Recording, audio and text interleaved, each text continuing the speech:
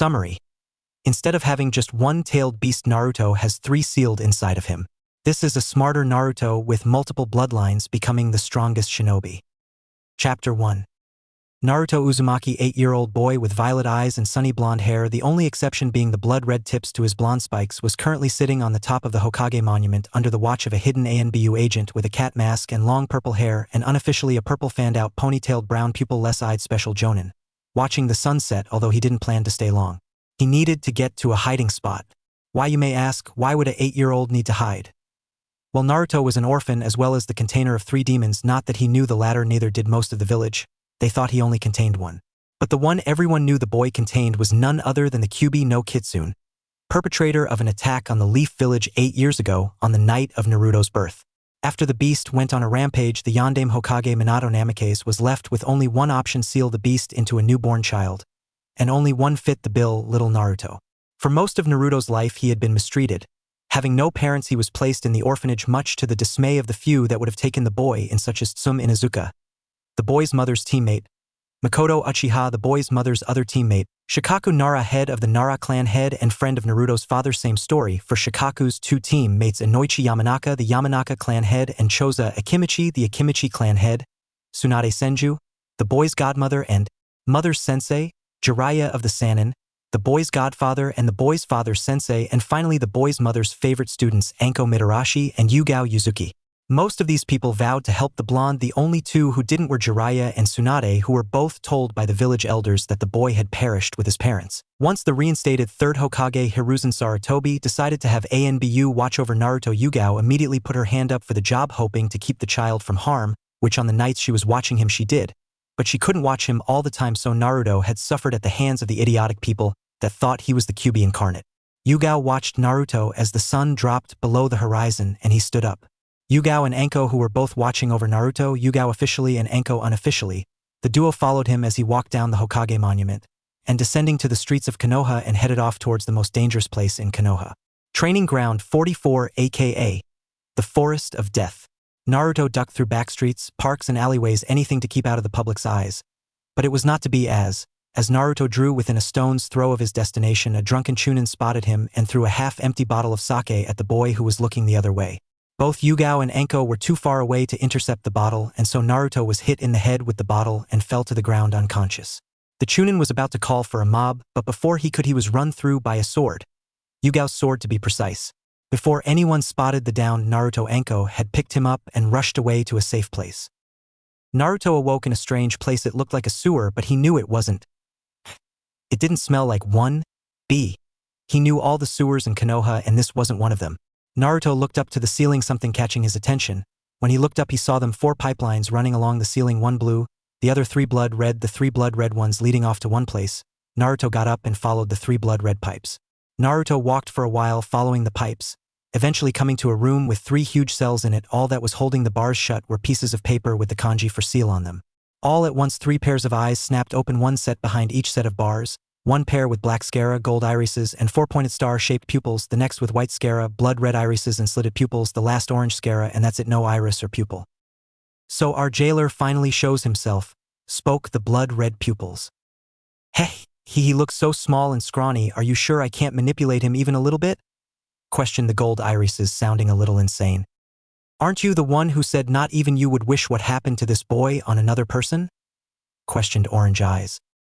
Enough, both of you, yelled Red Eyes as he moved out of the shadows, revealing himself to be a giant fox with orange fur and 9 swaying tails. You're no fun, Kurama, spoke Gold Eyes, revealing himself to be another giant creature, this time, a large sandy brown tanuki with weird blue squiggles on its body and 1 tail. Would you shut that insane mouth of yours, Shikaku, spoke Orange Eyes, revealing himself to be a giant fiery red 4-tailed ape. Make me Goku, spoke the tanuki, dubbed Shikaku. If you 2 don't shut up, I will rip you into so many pieces nothing would be able to put them together, spoke the fox, dubbed Kurama. Yes, we're here to talk to our jailer, not fight, spoke the ape, dubbed Goku. You mean me? Questioned Naruto, making all 3 great beasts turn to him. Yes, boy, we mean you, said Kurama. Okay, so what are we going to talk about, and why did you call me your jailer? Asked Naruto. Because the Yondaime Hokage sealed the 3 of us into you on the night of your birth, Naruto, said Goku. Naruto looked at the great beast, confused. On the night of your birth, a masked man forcibly extracted me from my previous container and placed me under a genjutsu and forced me to attack the Leaf Village. After a small skirmish, the yondaime relieved the man of his control over me, and I fell into a sleep, spoke Kurama. That's when me and my previous container and Shikaku's previous container attacked the yondaime. The two of them were under the same masked man's genjutsu. The yondaime killed both our containers and in the process unknowingly released us, spoke Goku. I was still under the man's genjutsu, not sure about Goku over there, so I started attacking the yondaime, but he managed to get the three of us in the same area, and Kurama's previous container used a special ability to contain us while the yondaime sealed us in you, spoke Shikaku, surprisingly serious. Naruto quickly looked at the three great beasts. Wait, you three are Bijus, aren't you? Questioned Naruto, somewhat shocking the three beasts. Yes, child, we are, said Kurama. So what is it you want? I'm sure you didn't just tell me that to pass the time, questioned Naruto. How about you release us? Questioned Shikaku. Not happening, you crazy Tanuki, said Naruto, making said crazy Tanuki grin like a madman. Worth a shot, said Shikaku. Well, seeing as we're not getting out at any time soon, we're each going to give you power to make you strong, said Kurama. What's in it for you? Asked Naruto. We don't want a weak container, it reflects badly on us, as well as because of the damn seal. If you die, we die with you, and even if we will reform in a few years, dying is fucking painful, said Shikaku. Naruto was studying the three Biju with a studying gaze before nodding. Okay, what do I need to do? Asked Naruto. Tear a hand-sized piece of these bits of paper, spoke Kurama. Naruto glared at Kurama again before nodding and doing as instructed for all three Biju. So what happens now? Asked Naruto. We pump our demonic chakra into you, giving you gifts that are similar to our own skills. For example, from me, you will gain a very strong fire and earth affinity, along with the ability to perform lava-style ninjutsu, spoke Goku. From me, you gain a strong wind and earth affinity, as well as being able to manipulate sand. I will also give you a gourd of sand that will protect you from anything that means you harm. You will have some but not complete control of the sand, spoke Shikaku. And from me, you will receive a very strong wind and fire affinity, as well as you will be able to sense people's emotions like malice, rage, and hatred. You will have the strongest sensor skills in recorded history, spoke Kurama. Alright, let's get this started, said Naruto. Alright kid, this is going to hurt like hell, said Shikaku, and before Naruto could change his mind, the three great beasts pumped the demonic chakra into the young blonde, making him black out from the pain. When Naruto awoke, he saw it was dark and he was in a forest. Wait, how am I in a forest? I got knocked out on a street, didn't I? Mentally questioned Naruto as he looked down on himself, seeing his clothing still intact and no cuts or scars. His eyes caught the sight of a small fire burning with two purple-haired women around it. Naruto desperately looked around for something to defend himself with, his frantic movements alerting the one of the purple-haired women. Yugao, he's awake, said the woman. The second woman turned to Naruto. Naruto, are you okay?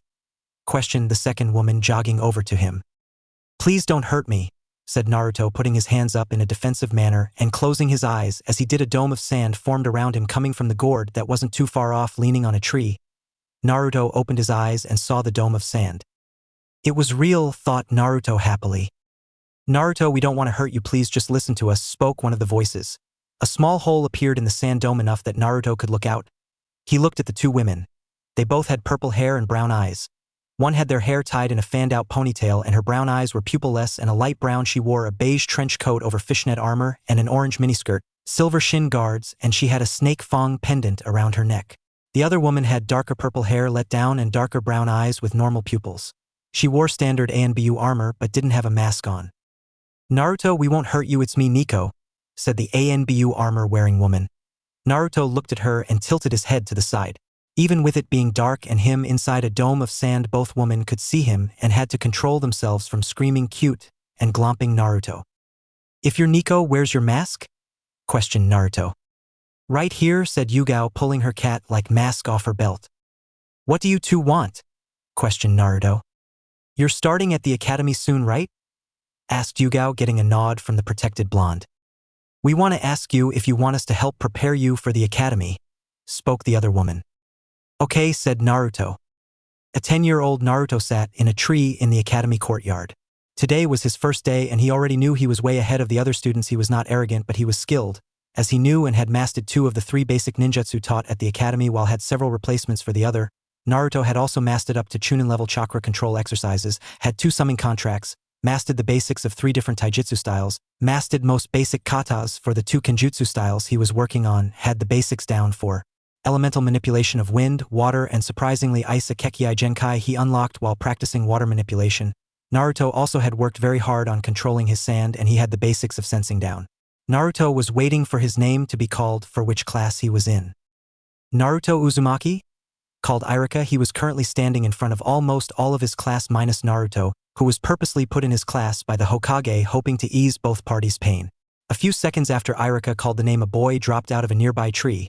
The boy had spiky blonde hair with blood-red tips to some spikes, purple tips to others, and then some black streaks going through his hair, and he wore a dark red scarf tied around his neck. Somewhat under the scarf was a length of chain. He had long black arm warmer/fingerless gloves that went from the base of the fingers to his elbows and covered his palms. He wore a light gray sleeveless shirt with a dark gray oriental dragon on it. Over that he wore a sleeveless black kimono and a matching pair of black pants. He had a red sash that matched the color of his scarf. He also had a pouch attached to a leather strap around his waist. His fingernails were painted with black nail polish, and over the top of it all he wore a black trench coat that the left sleeve went to the elbows and the right was torn off, revealing that half of his upper arm was taken up by 2 tattoos. One looked like a flock of falcons, and the other looked like a group of snakes. On the bottom of the coat there was red flame-like pattern. At the boy's waist there was a katana in a midnight black sheath with a blood-red lines going down the edges, and had in the center a silver Uzumaki swirl. Lastly, on the boy's back was a gourd. What it contained was far beyond Irika's guess. Naruto Uzumaki? Questioned Irika, looking at the boy. That's my name, don't wear it out, said Naruto, getting snickers from the rest of the class. Irika just blinked, then laughed. All right everyone, follow me to the classroom so we can get classes started, said Irika, walking off into the building, his class following him. They walked through the halls of the academy, going into room 107 where Irika told the class to find a seat. Naruto, being who he was, waited till everyone else had taken their seats and then found the seat furthest away from as many people as he could get, finding himself in the back left seat right next to the wall, having no one around him in a 2-chair radius. All right everyone, as of today your training to become ninja of the leaf starts. It's nice to see so many clan heirs and heiresses. My name is Irika, and for the next 5 years I'm your sensei, said Irika. Now just to break the ice, I have a questionnaire that everyone will get, so you go around the room trying to get people who share the things listed on the sheet with you, so like favorite color, said Irika, starting to hand out the paper. Irika approached Naruto, who was in a meditative position. Don't bother sensei, you hand me that piece of paper, it will either freeze, become soaking wet, or get shredded. I don't do things like this, they get to know me when I say they deserve to know me, said Naruto before opening one eye. I'm sure you understand sensei, said Naruto. Irika looked at Naruto and could understand perfectly well why the boy was like this, but I'm sorry Naruto, everyone has to take part, said Irika, handing Naruto the piece of paper, and true to Naruto's promise the paper glowed blue for a moment before bursting into confetti. What did I say? Asked Naruto. I can see you're not going to participate, but I can understand. I'll leave it this time, but this is the first and last time, said Irika with a threatening finger pointing. Naruto rolled his eyes and nodded and went back to meditating, taking in all the chakra signatures in the classroom. Half an hour later, everyone was seated again and Irika started to talk again. All right everyone, hopefully that broke the ice all right. Now, one of the most basic things ninja utilize is, questioned Irika, hoping for someone to know the answer. Chakra, spoke Naruto from his corner, making everyone turn to him, some having forgotten he was even there. Very good Naruto, now who can tell me what chakra is? Asked Irika. Chakra is used in almost all ninja techniques, spoke a pink-haired girl with green eyes and an abnormally large forehead. She looked pleased with herself at her answer. Chakra is essential to even the most basic technique. It is the molding of the physical energy present in every cell of the body and the spiritual energy gained from exercise and experience. Once molded, it can be channeled through the chakra circulatory system, which is to chakra as the regular circulatory system is to blood, to any of the 361 chakra points called tenketsu in the body. Through various methods, the most common of which is hand seals, the chakra can then be controlled and manipulated to create an effect that would not be possible otherwise, such as walking on water, exhaling fire, or creating illusions. By molding different ratios of the two energies, new and much stronger types of chakra can be formed. Most ninja have a natural affinity to one type of chakra, but they have the capacity to create elemental chakra apart from their own affinity. There are 5 basic types: water, fire, wind, lightning, and earth, each stronger and weaker to another, but their relations, weaknesses, and strengths to each other are all explored, like water is strong against fire while fire is strong against wind and so forth. In addition to these 5 elements, Certain Kekii Genkai can mix elemental chakra to form new natures. For example, it is possible to mix water and wind into ice. While many ninja can use more than one type of chakra, very few are able to use them simultaneously, said Naruto, once again gaining stares from his new classmates and teacher. Excellent Naruto textbook answer, said Irika. Now who can already access their chakra, raise your hands, said Irika. Naruto and all of the clan heirs raised their hands. Alright, well, I'm gonna write up on the board the hand signs for a jutsu I want you to try while I help the rest of the class access their chakra, said Irika, walking over to the board, writing up on the board transformation jutsu, then underlined it before writing up the hand signs. After he did, he called all the ones who couldn't access their chakra down to the front. Naruto put his head down on the desk and went to sleep. Naruto was awoken about 3 hours later by the sound of a bell signaling the hour lunch break had started. Naruto rubbed his eyes and walked out of the room, grabbing his food on the way out. Naruto sat under the tree he had been seated in earlier that morning and ate an apple. As he ate, Naruto was approached by a large group of students, or rather one student who had a small army following him. "Blondie, fight me," spoke the dark-haired individual. "Fuck off, Uchiha, I'm eating," said Naruto. Said Uchiha looked at Naruto half curiously, half angered.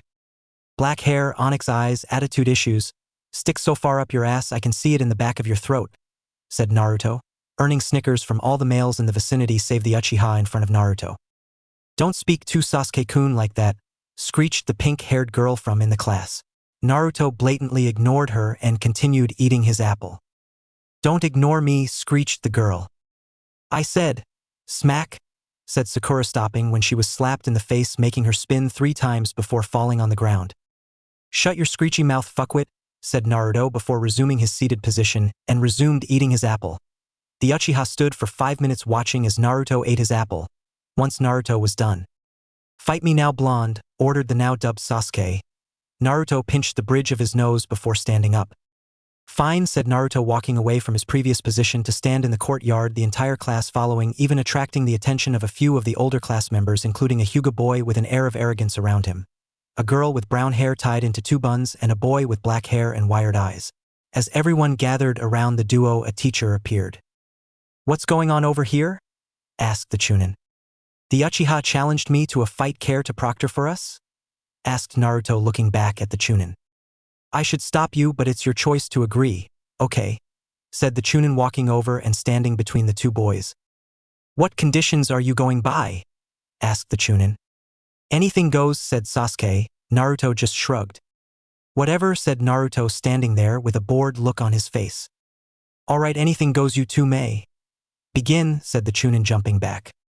Sasuke rushed at Naruto, who stood there with a bored look on his face, which Sasuke promptly threw a punch at with an arrogant smirk on his face, only for his fist to be blocked by sand. Sasuke then went to kick Naruto, again blocked by sand. Sasuke jumped back before once again running in before unleashing a barrage of punches and kicks, all blocked by the sand. All the onlookers were shocked, to say the least, even Irika, who had come to see what the commotion was about, along with 2 of the second-year students, the boy with weird eyes and the girl with her hair in buns. Naruto stood perfectly still while Sasuke unleashed punch and kick after punch and kick, all being blocked. Once again the Uchiha jumped back and pulled out kunai and shuriken. Irika was about to jump in and stop them, as was the Chunin proctor, only for both of them to have their shoulders grabbed. They both turned back and saw Anko standing there shaking her head. "Don't worry," said Anko. The 2 Chunins turned back to see Naruto, still giving no shits about the fights, even going so far as to pull out his katana and examine the blood-red blade as Sasuke threw at least 5 shuriken and kunai at the unaware Naruto, thinking the sand wouldn't do anything. How wrong Sasuke was. The kunai and shuriken were all stopped by the sand. Naruto had to stifle a yawn as he then chose to examine his fingernails. Sasuke growled before flipping through hand signs at a reasonable speed. Again both Chunins were about to jump in, stopped again by Anko, who was still shaking her head. "Stop worrying," said Anko. Naruto looked up as Sasuke finished his hand signs, the last one being a tiger sign. "Fire-style fireball jutsu," called Sasuke, launching a fireball at Naruto. Naruto at this point had a look of concentration on his face as the slow-moving fireball drew closer. The fireball hit and created a small explosion and some smoke. Once the smoke cleared, everyone saw Naruto standing there with his sand shield still up, but instead of the sandy brown, it was a light blue color. Sasuke, who saw this, scowled before dropping to the ground. "Used a little too much chakra, Uchiha," said Naruto, turning on the balls of his feet as the sand retreated into the gourd on his back. Naruto walked around the corner when he heard a yell. "Naruto!" yelled a boy's voice that sounded familiar. Naruto turned. Lee Tenchan? Questioned Naruto as he saw two people approaching. 2.5 years into Naruto's 5 years, Naruto sat in the academy listening to Irika talking. Alright, that covers the basics of Genjutsu. Is there any other ninja arts anyone would like to know about? Asked Irika. Irika-sensei, said Naruto, raising his hand. Yes, Naruto? Asked Irika. Could you tell us about Fuinjutsu? Asked Naruto. Well, I personally know very little of the art, only knowing that Fuinjutsu are a type of jutsu that seals objects, living beings, chakra, along with a wide variety of other things within another object. Fuinjutsu can also be used to unseal objects either from within something or someone, said Irika. Do you know where I could find information on Fuinjutsu? Asked Naruto. Well, normally I would say the library, but I know that there is a very limited amount of knowledge there as well, said Irika, interrupted from his thought process as the day's final bell rang out, signaling it was time to go. Alright class, remember we have taijutsu practice tomorrow, dress appropriately, said Irika. Everyone slowly walked out of the building. Naruto walked away, avoiding as many people as he could, quickly walking to the Hokage monument where he sat on top and looked out over the village. Hey Anko-sensei, said Naruto as Anko was sneaking up on him. Damn you, and your sensing ability, said Anko. Hey Anko, you wouldn't have any idea where I could get books on Fuinjutsu? Asked Naruto. Why do you ask, Naruto? Asked Anko. I found a book the other day and it was on Yuzushiogakure and the Uzumakis and their amazing sealing abilities. I just want to see if I have any talent for it, said Naruto. Well, said Anko, adopting a thinking pose. Yugao then jumped out of the tree line from behind the two. Anko, what do you think? Do you think he's ready for at least half of it? Asked Yugao, greatly confusing Naruto. That's what I'm thinking about. I mean, he's at least high genin low chunin by my mark now, said Anko. Yeah, I'd say the same. Besides, he wants to learn his clan's art. Who are we or the Hokage to refuse? Besides, you and I both know that she made enemies, but not as many, said Yugao. Yeah, I think it's time, said Anko before the duo turned back to a very confused Naruto. Naruto, Hokage's office now, said Yugao, disappearing in a swirl of leaves. Naruto and Anko both followed suit. Shortly afterwards, the three were standing in the Hokage's office. Anko, Yugao and Naruto, what can I do for you three today? Asked Hiruzen. Hokage-sama, could you remove the ANBU? Asked Yugao in a serious one. Hiruzen nodded and dismissed his 3 hidden ANBU. Kid, one more left corner behind the Hokage, spoke Kurama in Naruto's head. Naruto threw a kunai at the place and lo, and behold, an ANBU with a blank mask dropped to the floor in an ever-growing pool of his own blood. The other 3 occupants of the room looked at Naruto shocked. QB sealed in me, plus I have the super sensing he gave me, said Naruto, deadpanning. Yugao, what is so important you request me to send out the ANBU? Asked Hiruzen. Yugao pointed her thumb at Naruto. Both Anko and I think he should be told of his mother. He knows about his clan, he knows about their abilities, and he wishes to learn sealing. What better way than the Uzumaki scrolls? Asked Yugao. All right, said Hiruzen. Naruto, your mother was a woman by the name of Kushina Uzumaki. She was a lovely woman despite her temper. She was one of the best kunoichi of her generation, highly skilled at Kenjutsu, and when combined with her Fuinjutsu, she was very hard to stop. Here's a picture, said Hiruzen, reaching into his desk, pulling out a picture, and handing it to Naruto. The picture was of a red-haired woman wearing ANBU armor with a katana at her waist. Naruto blinked, put the picture on the Hokage's desk, and pulled his katana still in its sheath out of the holder and looked at it, then back to the photo. This katana, said Naruto. Belonged to your mother? Yes, said Yugao. Naruto's eyes started to tear up. The elderly Hokage looked down at Naruto. Naruto, there is something more I need to show you, but first we should gather you things from your apartment, said Hiruzen. Naruto looked at him confused. I'm showing you to the Uzumaki clan compound, my boy. There, you will find plenty of learning material on sealing, said the elderly Hokage, standing up. Okay, thanks, Gramps, said Naruto, walking towards the door. We best do this quickly. I don't the paperwork to overflow my desk, said Hiruzen. Gramps, why not use shadow clones? Asked Naruto. The Hokage looked at Naruto. Had he just given him the answer to defeating his greatest enemy, Hiruzen Sarutobi, the professor, god of shinobi, hadn't thought of the simplest thing, and an academy student, not even a genin, had thought of the answer. Bang! Hiruzen slammed his head against the wall. Bang, and again. How bang? How could I have not thought of that? Bang, questioned Hiruzen. It happens to the best of us, said Naruto. Hiruzen smacked his head against the wall a couple more times before calming down. Within half an hour, Naruto was standing outside a fenced compound with his 2 senseis and the Hokage beside him. He cut his palm with a kunai and rubbed his bloodied hand on the gate of the compound. The gate flashed and swung open. "Well, Naruto, go on," said the Hokage. "What, you're not coming with me?" asked Naruto. "No, we can't. There are seals on the compound that only allows people with Uzumaki blood to enter," said Hiruzen. "Oh, okay, I guess I'll see you three later," said Naruto, walking into the compound with his bag on his back that had everything from his apartment that he now had moved out of. Naruto walked through the compound and saw the clan swirl markings on all the buildings. Naruto walked down the streets of the compound. Looking at all of the buildings, he saw a lot of homes, a few training grounds, an armory, and a library. Naruto went to the clan head's house. It was a two-story house on the bottom floor where the usual house requirements: a rather large lounge room, a laundry, a large kitchen, and a large dining room. Heading upstairs, Naruto found 9 bedrooms and bathrooms between the bedrooms. After Naruto had finished exploring his new home, he created 10 shadow clones to unpack his things, then went off to the library he had seen earlier. Naruto walked into the clan library and immediately his jaw dropped. From the outside, the building looked like it was maybe 10 by 10 meters, but inside it was at least 30 times bigger. Again, Naruto summoned shadow clones. This time, however, he created about 300. They all dispersed and looked around at all of the scrolls and books. The real Naruto looked around and his eyes immediately locked onto a door. Walking over to the room, he read what was on the door plate. "Stasis training?" questioned Naruto, looking at the plate before spying a book on a pedestal next to the room entitled Stasis Training, a Complete Guide. Naruto, deciding he had nothing better to do, opened the book and started to read. Stasis training is done with a combination of seals around a room. These seals create a field around the room so that the one in the room experiences a slower passage of time. 1 hour outside of the room is a month inside the room. It is possible to use this room for anything from practicing and perfecting various ninjutsu to reading and studying books and scrolls.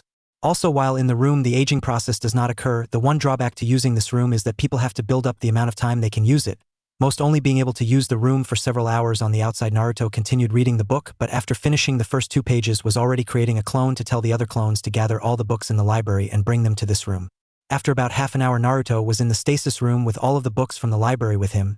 Naruto quickly double-checked the book he found to make sure he did everything right before activating the room, closing the door behind him, sealing the room so he could train. Next day at the academy. Naruto stood under a tree watching as 2 civilian girls fought each other. If one could even call it that. The 2 of them were scratching each other, pulling the other's hair, and anything but fighting properly. After another minute of their fight, Irika called the match. "All right, Naruto, you're up," said Irika. Naruto pushed off the tree and walked over to the sparring ring. "Who's your opponent today?" asked Irika. "Sasuke. Anything goes," said Naruto. Irika nodded. Sasuke smirked and stepped up to the sparring ring. "You ready to lose, Dobe?" questioned Sasuke snidely. "Shut up, team," said Naruto, dropping into a stance the students didn't recognize. "Another style, Dobe?" questioned Sasuke. Naruto didn't respond. "Are you two ready?" asked Irika, getting a nod from both students as Sasuke dropped into his taijutsu style. "Then begin," said Irika, jumping back as he started the match between the most destructive of his students. Naruto charged forwards at Sasuke, who had already pulled out 2 kunai. Sasuke threw the weapons at the blonde, only for the kunai to be blocked by Naruto's sand. In the blink of an eye, Naruto was in front of Sasuke and quickly delivered a punch to the dark-haired Uchiha's jaw. Sasuke used the momentum of the punch and flipped back, landing on his hands, and kicked at Naruto's chest. Naruto lazily dodged to the left, before delivering a sweeping kick trying to knock Sasuke of his hands. The kick was successful, but Sasuke fell over Naruto, landing on his feet behind Naruto before flipping back and pulling out 2 more kunai. Only attached to the kunai were 2 pieces of paper. Naruto smirked when he saw those pieces of paper. "Really getting that serious, team, or is this desperation?" asked Naruto, his taunt getting the desired reaction. Sasuke growled before he flung the 2 projectiles as fast as he could, only for them to be stopped by Naruto's sand, which formed a dome around the kunai as the paper tags exploded. Before the sand receded, Naruto leapt over the dome and landed in a roll and rolled in front of Sasuke, slapping the Uchiha in the chest, pushing him back, making the Uchiha fall to the ground. Naruto stood up, stifling a yawn. "Well, that was boring," said Naruto, turning away from the still-down Sasuke, who couldn't move. It looked almost like he was weighed down by something. "What the hell did you do, Dobe?" ordered Sasuke. "Never let an Uzumaki mark you with a seal," said Naruto, turning to Irika. "Call the match, he won't be getting up," said Naruto. "Bullshit, Sasuke-kun can beat you any day," screeched a pink banshee. "Oh yeah, if he's so good, how come there isn't even a scratch on me?" questioned Naruto, glaring at Sakura. That's only because of that sand. If you didn't have that, Sasuke-kun would kick your ass, said Sakura before 30 kunai and shuriken littered the ground around her. "I'm so sorry, I must have slipped," said Tenten without the slightest hint of sincerity as she walked over. Now Tenchan, don't lie, you were testing your bitch detector technique again, weren't you?" said Naruto. "You caught me, Naruto-kun," said Tenten, holding her hands in a defensive manner. Naruto turned back to Irika. "You going to call the match, or do I have to crush Sasuke's chest?" asked Naruto. Irika snapped out of his confusion and saw that Sasuke was still lying on the ground, absolutely fuming at the loss. "Right, sorry winner Naruto," said Irika. Naruto walked out of the ring and helped collect Tenten's weapons. "Well, seeing as I'm done, I'm going to help Tenchan with her weapon practice," said Naruto, walking off with Tenten. Naruto sat in the back corner of the academy class he had been in for the last 5 years. Now 15 Naruto was taking the genin exams with the rest of his class today, and as usual Naruto sat alone in the back corner of the class waiting for Irika to show to start the exams. Naruto wore what he did on the first day of the academy, but now in addition to his mother's sword he had a second one. Now both swords were attached to Naruto's back in an X shape under his gourd of sand. The second sword was in a midnight black sheath with golden edging, as well as a red Uzumaki swirl in the center of it along with a glowing chain on it. This second sword was called the Shadow Star, and the sword was sentient. The sword itself was a manifestation of Naruto's mother Kushina Uzumaki. Naruto found part of his mother's soul in the seal holding back his 3 beasts. He managed to extract the portion of soul from the seal without damaging the seal.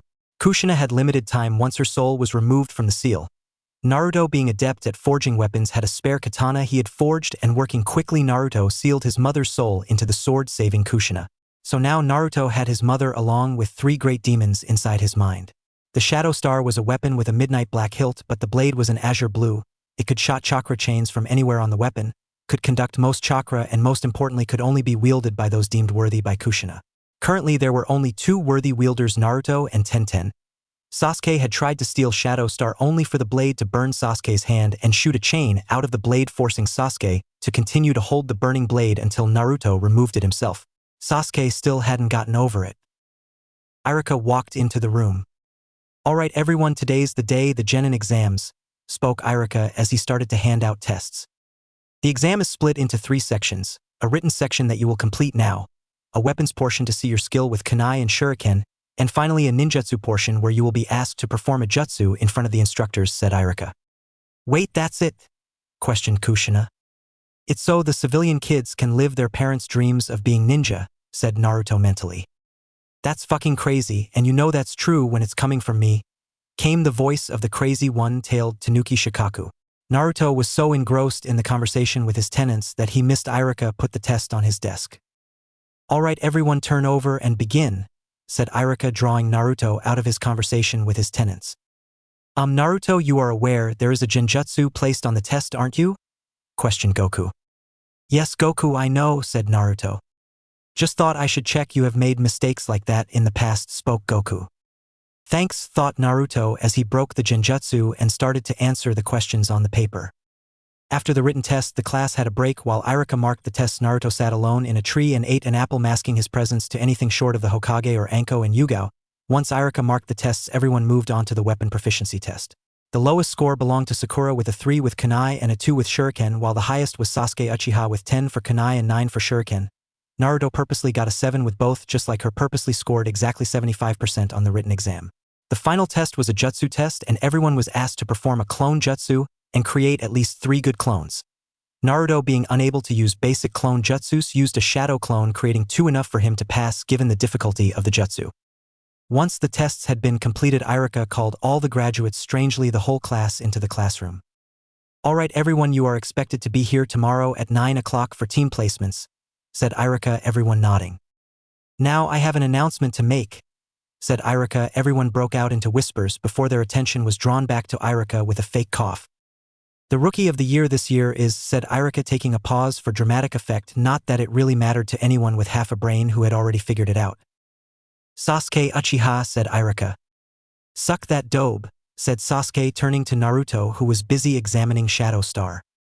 "Listen to me when I'm talking to you," ordered Sasuke. Naruto flicked his katana out to the side as if flicking something off it before he resheathed it and turned to Irika. "Sensei, can we go now?" asked Naruto. Don't ignore Sasuke-kun, you loser, said Sakura. Yes, everyone is dismissed, said Iruka before Sakura or Sasuke could yell at Naruto. He was already gone a swirl of sand. Naruto was now in the shopping district of Konoha. To be specific, he was outside a weapon shop Tenten worked at, owned by her adopted father Juten Higurashi. Naruto entered the store, a bell signaling his entrance. Naruto wondered when I'd see you again, said Juten from behind the counter. Yeah, well, have you seen Tenten around? I requested a custom-made sword she said she'd take a crack at making, said Naruto. So that's what she's been working on for the last week, said Juten. Yeah, what she didn't tell you? Questioned Naruto. Oh, she told me, but not specifically who it was for, said Juten, looking at Naruto with a studying gaze for a moment. Yes, well, have you seen her? Asked Naruto, fidgeting under the man's gaze. I think she's downstairs, let me go get her, said Juten, walking away from the counter and into a back room.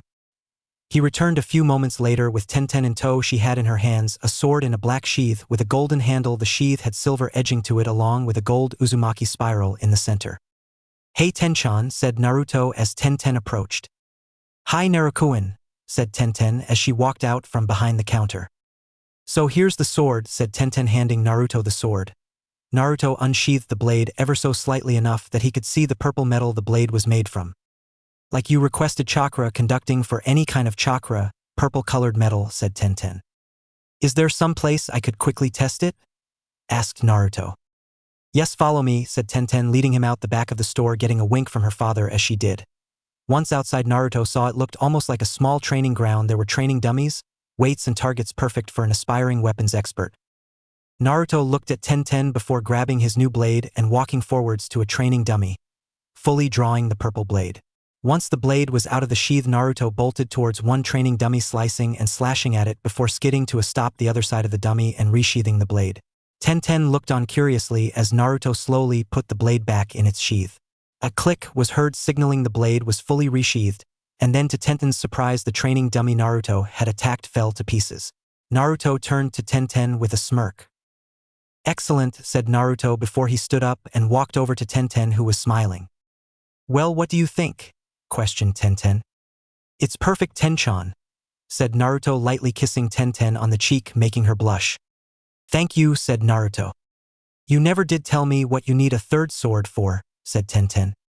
You'll see all in good time, my dear, said Naruto with a smirk. You're no fun, Naruto-kun, said Tenten, pouting. You will see, but not now, said Naruto. Fine, said Tenten. The duo went back inside and Naruto paid for his sword and left, going home. Next day at the academy. Naruto again sat alone in the back corner of the classroom waiting for Iruka to show up. He now had all three swords strapped to his waist and was observing the class, trying to work out who his team would be. It won't be Sasuke or Sakura, I made damn sure of that, thought Naruto. It won't be the Yamanaka, the Nara, or the Akimichi, said Kushina. I'm fairly sure it won't be any of the civilian children, otherwise the parents would complain to the Hokage, said Goku. That leaves Hinata, Kiba, Shino, and Sai, thought Naruto, who was soon to get his answers as Iruka walked thought the door holding a clipboard. Alright everyone, listen up, because I'm only telling you your teams once, said Iruka. Team 1, said Iruka. Naruto zoned out until his name was called or something interesting happened. Ha suck that I know, pig, true love concurs all, screeched Sakura after Iruka revealed Team 7 to be Sasuke, Sai, and Sakura. Sakura, shut up, yelled Naruto, leaking some of his Ki enough to frighten her. Thank you, Naruto, said Iruka. Naruto then stopped leaking his Ki and Iruka continued reading out teams. Alright, Team 8, Shino, Hinata, and Kiba, said Iruka. Finally, Team 10, Ino, Shikamaru, and Choji, said Iruka. Iruka-sensei? Questioned Naruto, raising his hand. Yes, Naruto? Questioned Iruka, looking at Naruto. What about me? You didn't call my name? Questioned Naruto. No one cares about you, Naruto baka, said Sakura before a glowing chain shot out of the desk behind Sakura and wrapped around her neck, choking her. Naruto stopped at this instant, ordered Iruka.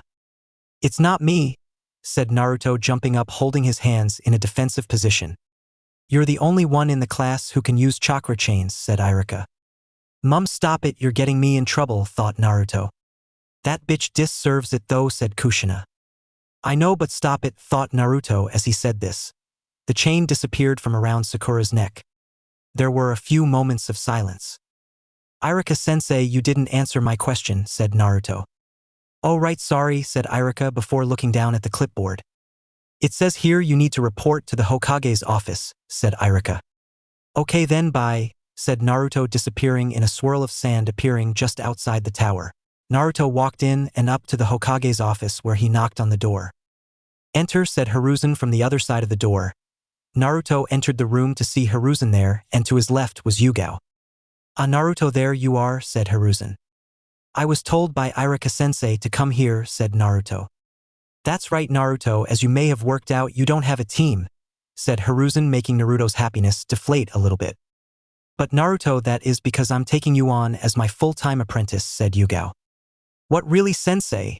questioned Naruto, looking at Yugao, getting a nod from the woman. "Awesome," yelled Naruto, jumping for joy. "Now Naruto, there is another reason I called you here," said Hiruzen. "Something else, old man?" questioned Naruto. "Yes, this isn't to do with becoming genin or anything, this is about your clan," said Hiruzen, instantly gaining Naruto's full attention. "Well, as you are aware, you are the last known member of the Uzumaki clan," said Hiruzen, getting a nod from Naruto. "As such, there is something you must do for your clan and the village," said Hiruzen. "What's that, old man?" questioned Naruto. "Naruto, my boy, tell me, what do you know of the CRA?" questioned Hiruzen. It had been a month since the genin teams were formed. Naruto and Yugao had only gone on C ranks, given that A. Yugao and Anko were both adamant that Naruto was strong enough to take them, and B.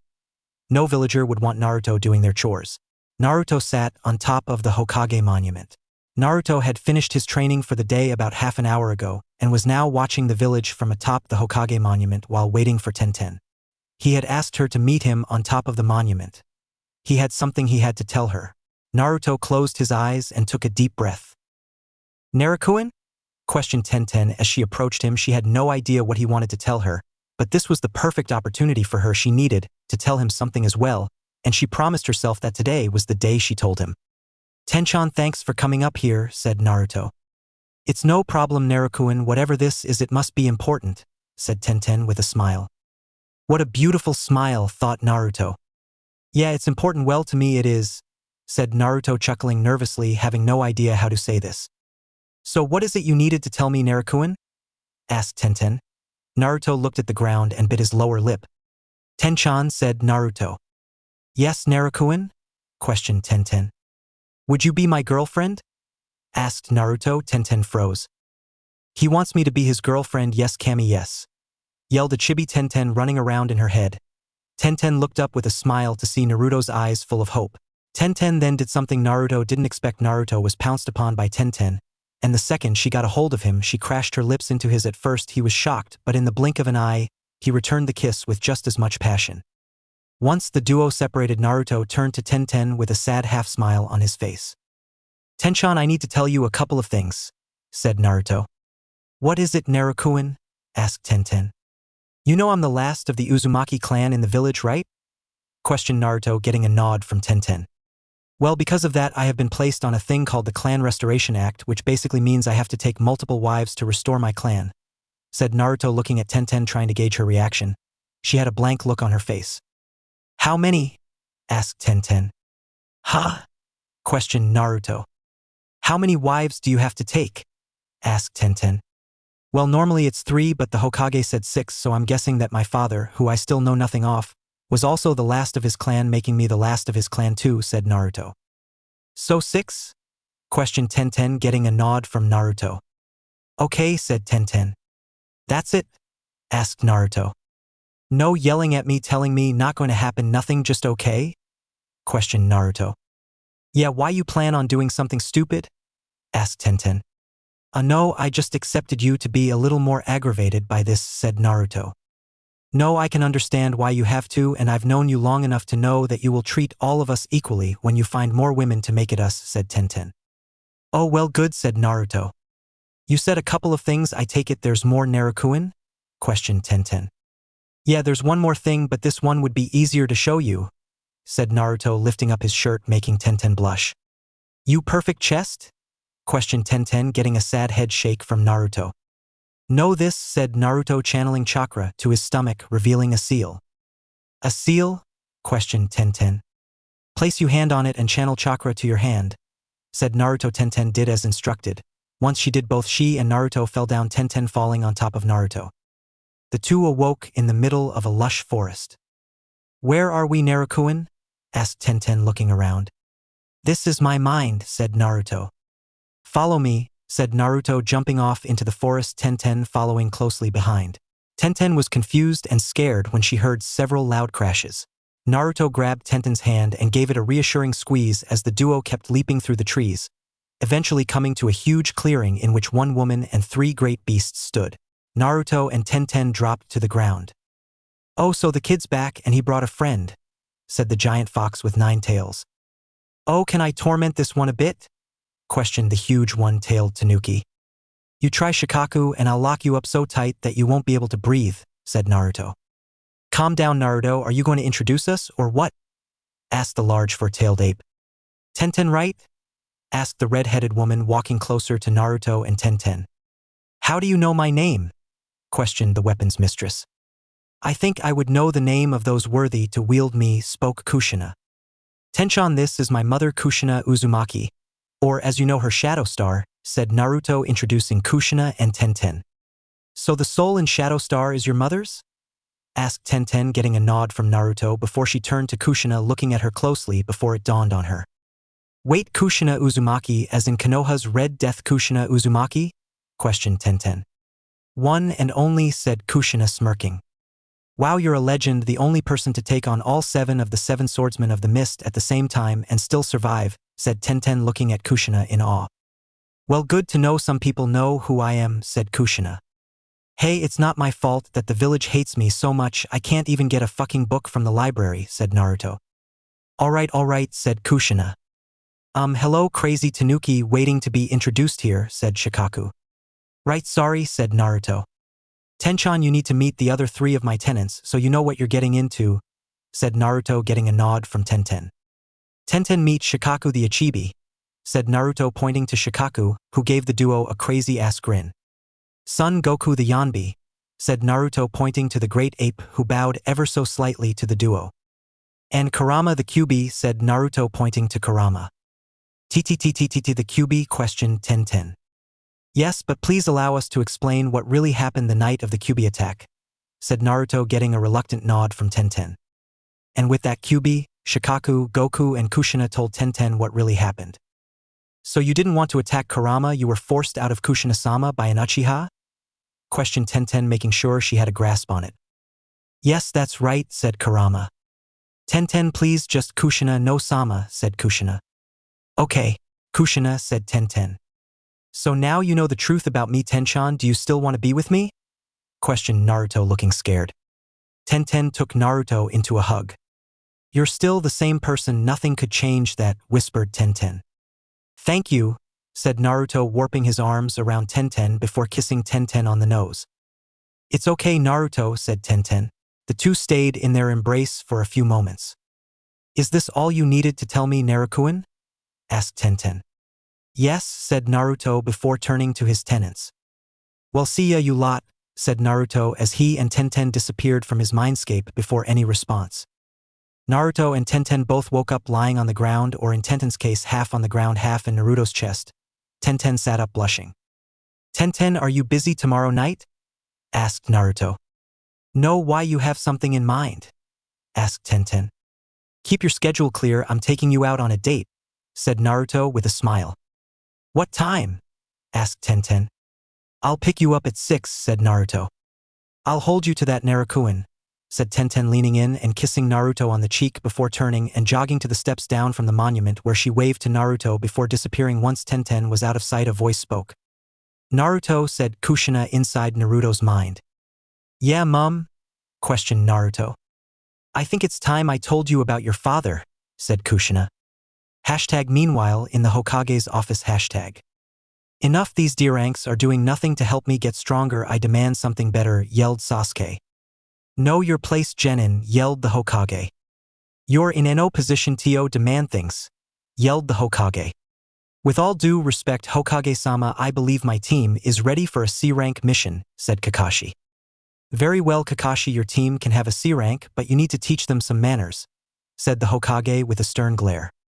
Naruto stood opposite Yugao with his sword that Tenten had made for him, which he had dubbed Lilac Fire, and the sword he was given by Yugao, which it turned out was his mother's sword called Crimson Moon, in his hands. While Yugao had one sword in her hand, the two looked at each other as a breeze blew across the training field they were currently in.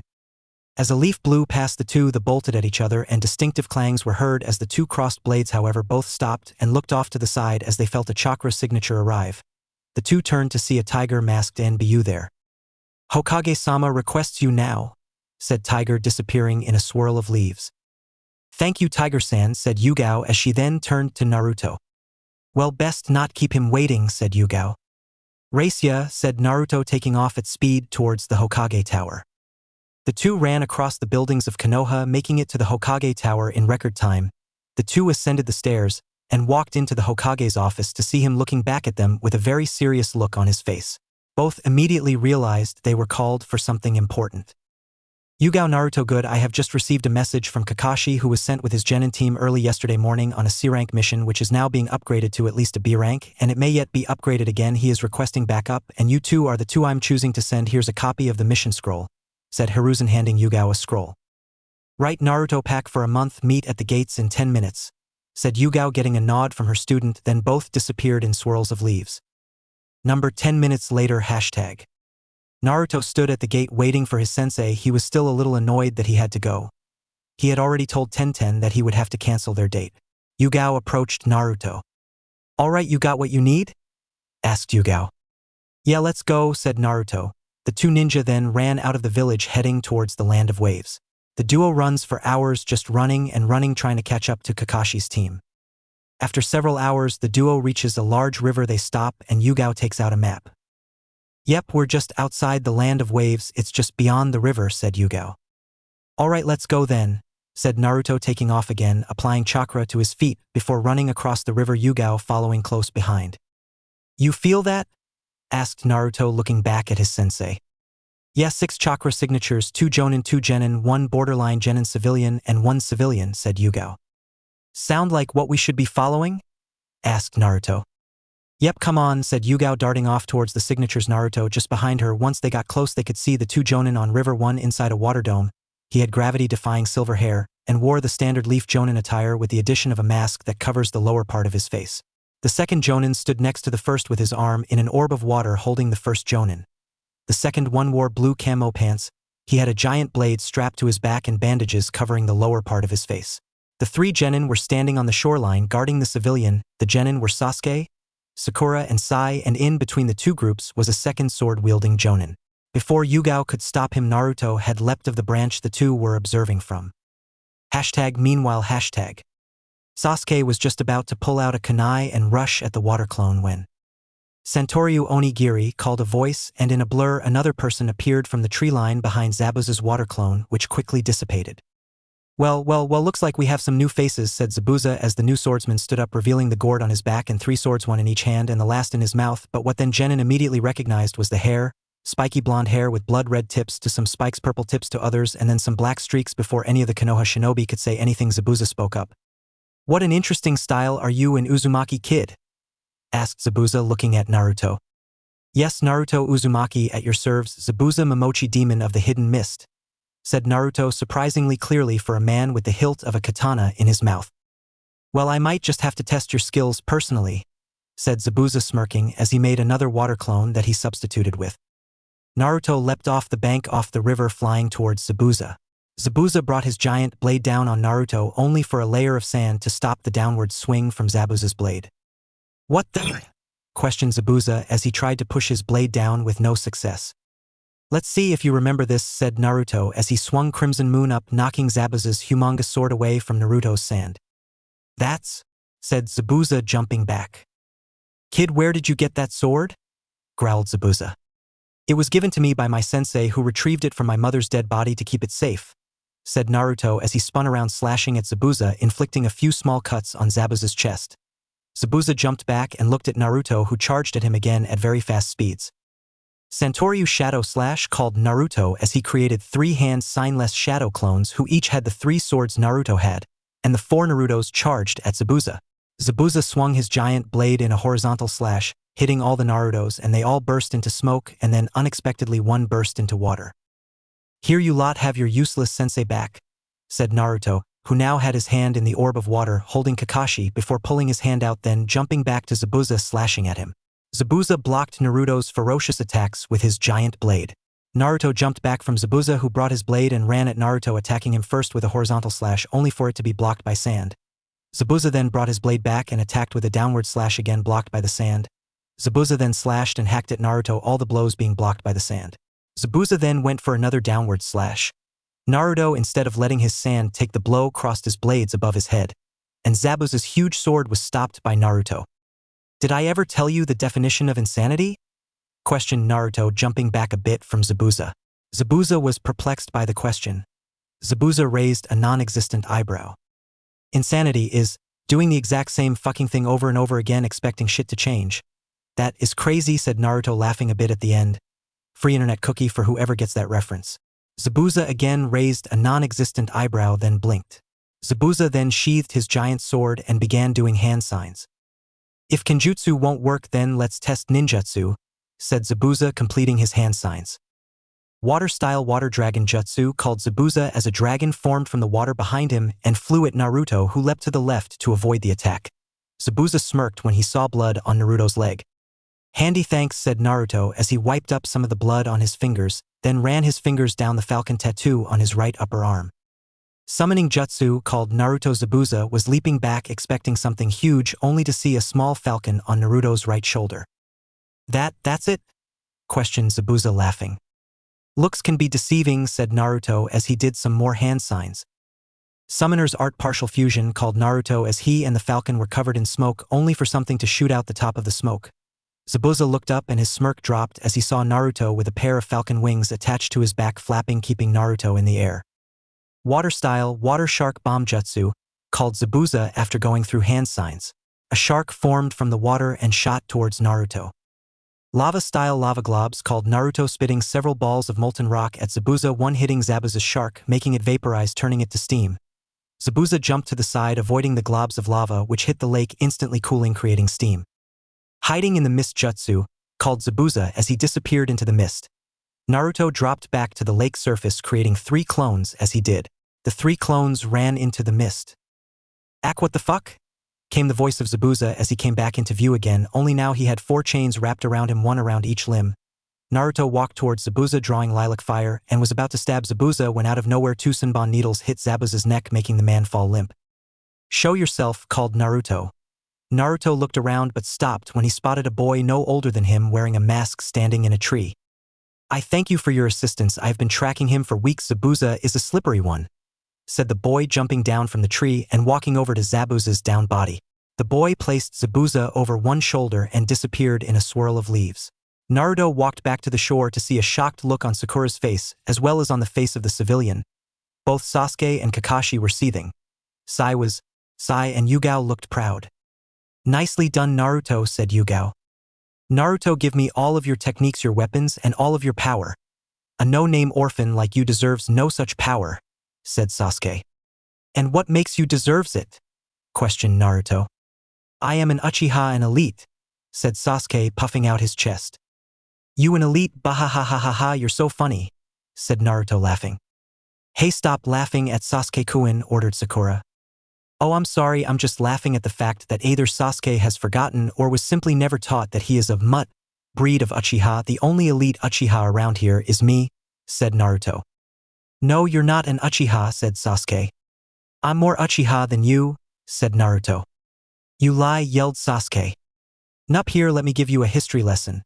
In the Warring States period, both the Senju and Uchiha clans dwindled down to one family, just one family, a mother, a father, and 2 sons on each side. On the Senju side, Hashirama and Tobirama Senju were the sons, while on the Uchiha side there was Izuna and Madara Uchiha. Now both clans didn't wish to die out, so both the Uchiha and Senju gathered a small village worth of random people and performed what is called a blood ritual, which when performed, morphed the DNA of the chosen people, changing them into Senju and Uchiha. However, these converted people's DNA was still at least half their own. This is where the pure and impure or mutt breeds come in. You see, in the impure Uchiha, their Sharingan was weaker than that of the pure Uchiha, who could upgrade their Sharingan to Mangekyo and then eternal Mangekyo Sharingan with either large emotional trauma or a life or death situation, unlike the impure Uchiha who had to kill a loved one to unlock Mangekyo, and then switch eyes with another impure Mangekyo wielder to gain the eternal Mangekyo. Once the Leaf Village was created and Madara was banished, most of the knowledge of the Mutt and pure breeds was forgotten. However, there was still one pure Uchiha in the world, and it didn't matter if he were to impregnate a random woman, the child would still be a pure Uchiha, and then if that child were to become impregnated, the resulting child would still be considered pure Uchiha, and that's how we get to meet grandson of Madara Uchiha and the last pure Uchiha in the world, said Naruto. Yeah right, said Sasuke. Yugao face-palmed at the boy's stupidity, but then had to jump at Naruto and knock him down as his eyes turned to Sharingan. But then they kept spinning, revealing Naruto's eternal Mangekyo Sharingan, which looked like a black opening rotating camera lens with red on the inside with a black line 6-point star with the pupil in the center. If you can't picture it, use your imagination, as this is the only time it will be described. Yugao dived over everyone and covered Naruto's eyes. Naruto, he's not worth it, said Yugao, placing a hand on Naruto's shoulder. Naruto took a deep breath and nodded to Yugao, who uncovered his eyes, which were back to normal. Come on, let's go, we don't need anyone else attacking us, said Yugao, turning to the bridge builder. Right, follow me, said Tazuna, leading the six-leaf ninja away from the clearing. Naruto walked in front with Yugao. As they were walking through the forest, Kakashi walked up to Naruto. So Naruto, that was a good fight with Zabuza, nicely done, said Kakashi in a happy tone. Fuck off, Hatake, spat Naruto. Whoa, what's with all the hostility? Asked Kakashi. You know damn well, dog-san, said Naruto. Kakashi and Yugao looked shocked. Naruto just continued walking. Kakashi jogged to catch up to Naruto and went to grab him by the shoulder, only for his hand to be blocked by Naruto's sand. And in one smooth motion, Naruto spun around, punched Kakashi in the gut, slapped him on the forehead, making a sealing array appear there. The instant it did, Kakashi's head dropped to the ground. Don't touch me, Hatake, said Naruto as he walked off. What did you do to him? Asked Yugao, who ran to catch up with Naruto. Weight seal on the forehead, it's the least he deserves, said Naruto. So what did he do? Asked Yugao. You're actually asking? Questioned Naruto. Well yeah, said Yugao. Think back to the days you were an ANBU assigned to watch over me, said Naruto, getting a nod from the woman. Now what was your job? Asked Naruto. To keep you from harm at the villagers' hands, said Yugao. Good, now what happened when you weren't watching me? Asked Naruto. Yugao's eyes narrowed. How do you know it was him? Asked Yugao. How many people in the Leaf Village have that color hair in that style? Asked Naruto. Damn you, Kakashi, growled Yugao. The two continued walking towards the Wave Village. As they came out of the forest, they saw a town that literally looked like a junk heap. They saw very few people in the streets. Decided that both having memorized Tazuna's chakra signature, they would explore the town. They walked around for a bit. As they walked towards the town center, something caught Naruto's attention. Naruto turned and saw a girl with sandy blonde hair, which was gathered into 4 ponytails. She wore a single light purple-colored, off-the-shoulders garment that extended to halfway down her thighs, with a scarlet sash tied around her waist.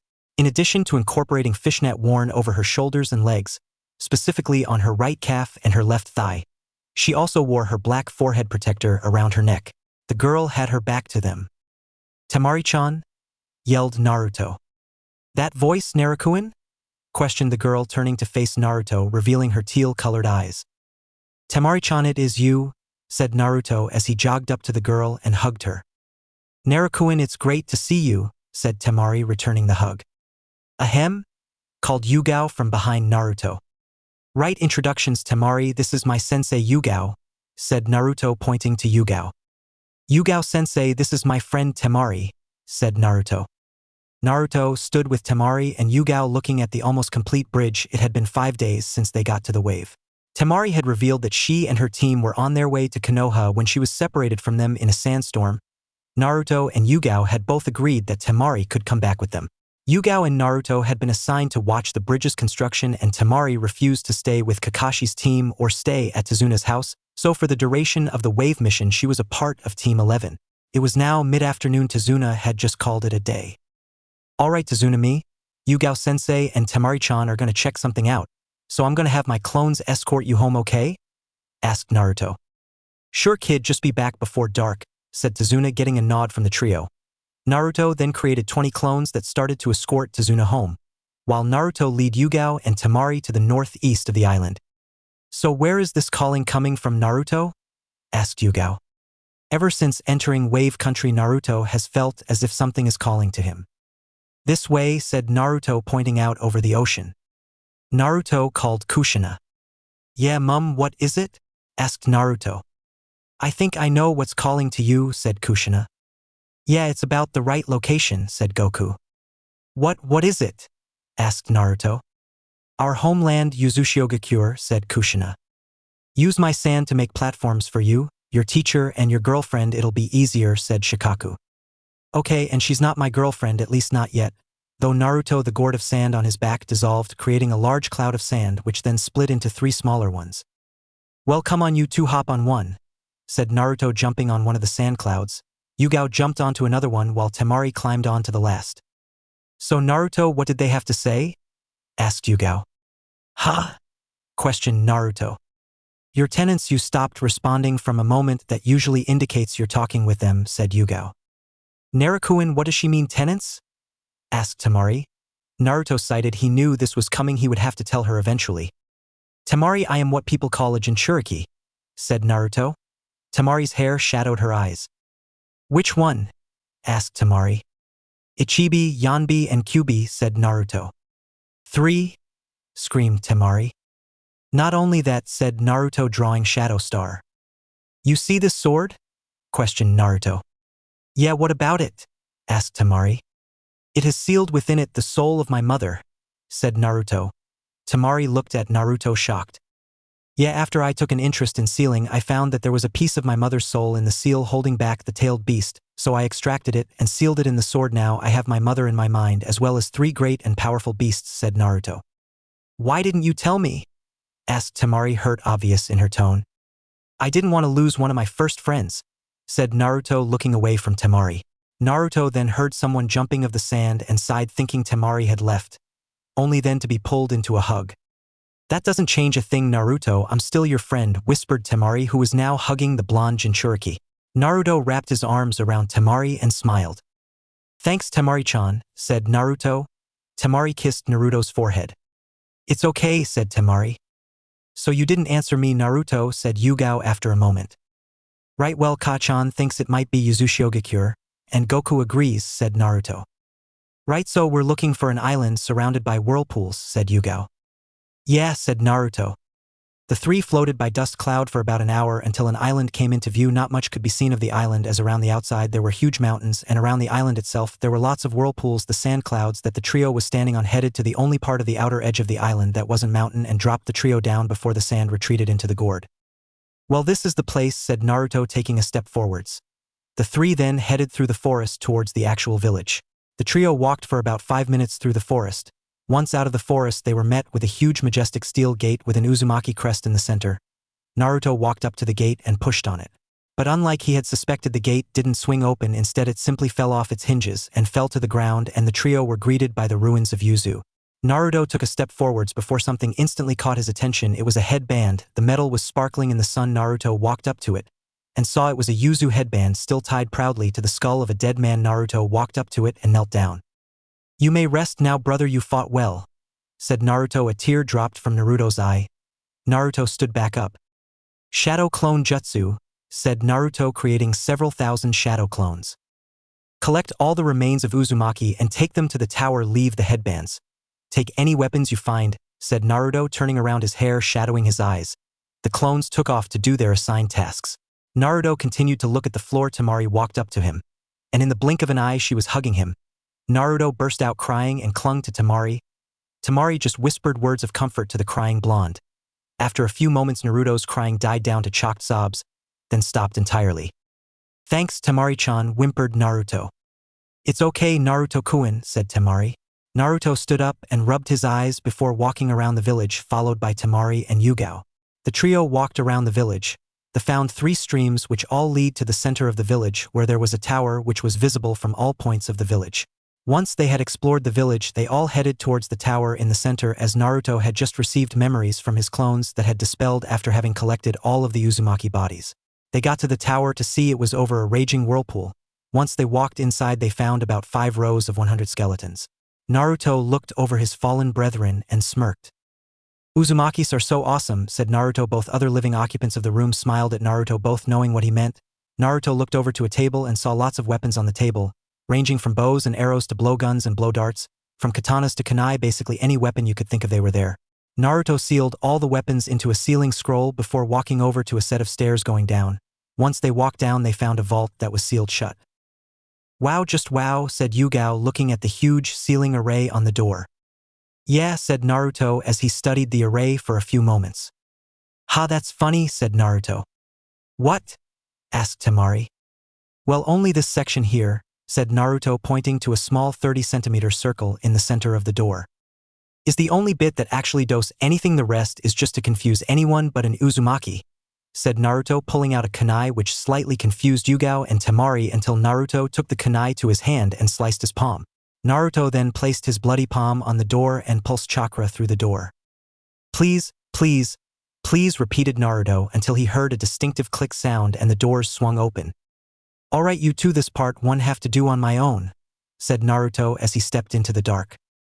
"Be careful, Naruto-kun," called Temari with severe concern in her voice. Once Yugao could no longer sense Naruto within the near vicinity, she turned to Temari. "You love him, don't you?" questioned Yugao. I stuttered Temari. #with Naruto #. Naruto was walking in the dark. He could only see due to his heightened senses thanks to his tenants. As he turned a corner, he found that the next area was completely lit up. As Naruto walked into the room, he saw hundreds of scrolls lining shelves, all categorized. The ones there were most of were Fuinjutsu with about 40% of the scrolls, followed by Kenjutsu with 30 roughly percent, then Ninjutsu with approximately 20% of the scrolls, followed by Taijutsu with around 7%, leaving the 3 remaining percent for Genjutsu scrolls. As Naruto walked along the Ninjutsu section, he found it was divided further: 25% water, 15% wind, 10% lightning, earth and fire, 9% for lava, ice and wood, leaving 3% non-elemental. The 2 scrolls that caught Naruto's attention were 2 in 2 separate glass cases that were lit up. Naruto walked over to the cases and put his hand on one, and his mind flashed with images of battlefield with redheads fighting many battles with large jaguars, all sorts of colors and patterns. Then the images flashed to jaguars with scrolls, people riding jaguars, and all sorts of other things until Naruto was assaulted by an image of a black jaguar's face. Once Naruto came back to reality, he opened the case and pulled out the scroll. Before attempting to open the other case, Naruto created a shadow clone. "Here's a sealing scroll, seal everything here into it," said Naruto. His clone nodded before walking off. Naruto first strapped the scroll he pulled out of the case to his back before then placing his hand on the second glass case. Again, Naruto's mind was assaulted by images, this time of wolves, basically the same ones as the jaguar ones except with wolves instead. Once he regained his senses, he found his shadow clone about half done. "Once you're done, come up and give me the scroll," said Naruto. The clone nodded. Naruto walked back to his sensei and his friend with the 2 large scrolls on his back. "Oh, Naruto-kun, you're back," said Temari. "What's with the scrolls?" asked Yugao. "I'm fairly sure they're summoning contracts," said Naruto. "Haven't you already got 2 summoning contracts?" asked Yugao. "Yeah, but these are my clan contracts. Even if I had to give up my others, I would," said Naruto. "You have more than one?" screamed Temari. "Yep, these represent them," said Naruto, pointed to his upper right arm. "So what, falcon and snakes?" questioned Temari. Naruto nodded. "Boss catch," said the Naruto clone, chucking Naruto the scroll. Naruto caught the scroll without even turning his head. "What's in that?" asked Yugao. "The Uzumaki clan jutsu library," said Naruto, walking up in the staircase, followed Temari and Yugao. Yugao was almost feeling like a third wheel here, but she had come along to make sure Naruto and Temari didn't get into trouble. The trio made it back to the ground floor of the tower. The 3 of them then went up the set of stairs on the other side of the room and followed them up to the top of the tower. Almost at the top, the trio stopped when they saw a door. Naruto opened the door and the 3 walked in. It was an office of sorts. There was a desk with 1 chair behind it and 2 in front of it. Naruto walked over to the desk and found a black journal on it. He started to read it while Temari and Yugao looked around the office. Temari and Naruto looked at Yugao when they heard her gasp. The 2 looked at what she was looking at and saw a row of 4 pictures on the wall. The first was a woman with her red hair tied up into 2 buns. She had pupilless back and she had a purple diamond on her forehead. The next one along was a man with short spiky red hair, golden eyes, and 3 claw marks across his face. The third was another man. He had emerald green eyes with a claw mark over his right eye. His red hair was styled into a mohawk. The last was a woman. She looked almost identical to Kushina, the only exception being the different colored eyes, the woman in the picture having a blue right eye and green left. "Ka-chan, do you know that woman?" questioned Naruto mentally. "It's my mother. Those 4 are the past clan heads. I'd be up there if I hadn't been taken to Konoha to become the 2nd Jinchuriki of Kurama," said Kushina. "That almost looks like Kushina-sensei," said Yugao. That's because she's her mother, said Naruto. Sensei, would you be so kind as to take those pictures down for me? Questioned Naruto.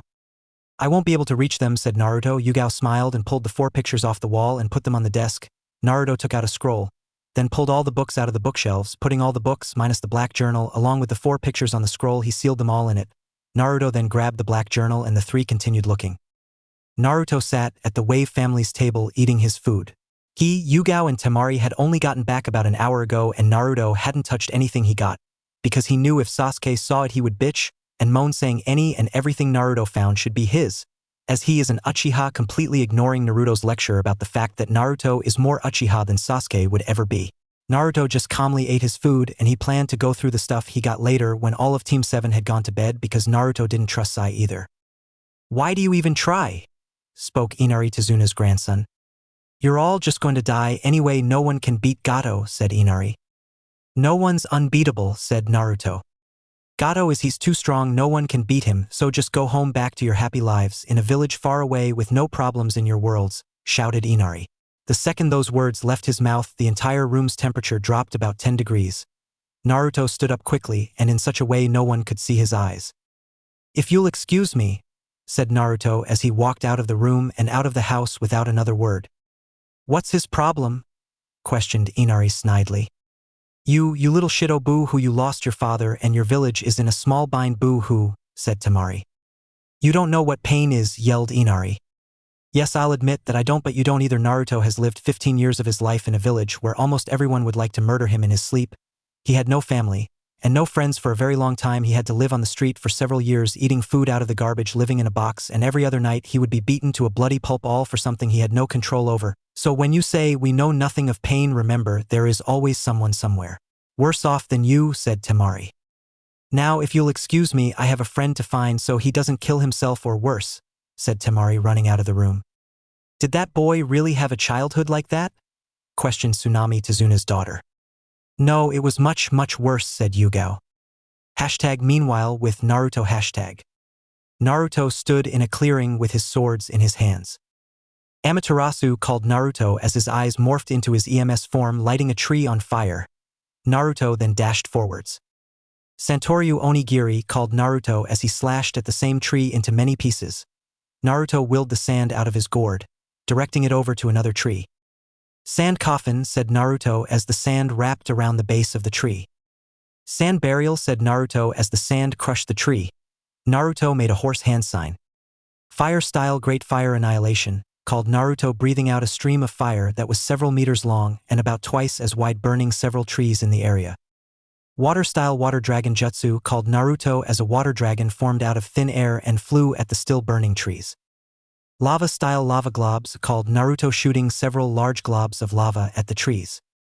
Wind style, sonic boom, called Naruto as he clapped his hands together, creating a shockwave that shot forwards, slicing several trees in half. Naruto's 4 tenants were worried for him but didn't know what to say to make him stop. Naruto-kun, called the soft voice of Temari from behind him. That'll do it, thought all 4 of Naruto's tenants simultaneously. Temari-chan, said Naruto as he turned to face her. Naruto-kun, calm down, said Temari, dropping from the tree she was standing in. Naruto took a couple of deep breaths before smiling at Temari, who smiled back. Naruto then sat down under a nearby tree. Temari sat down next to him before leaning on his shoulder. Remember when we first met? Said Naruto, looking up at the stars. Yeah, said Temari. #flashback#.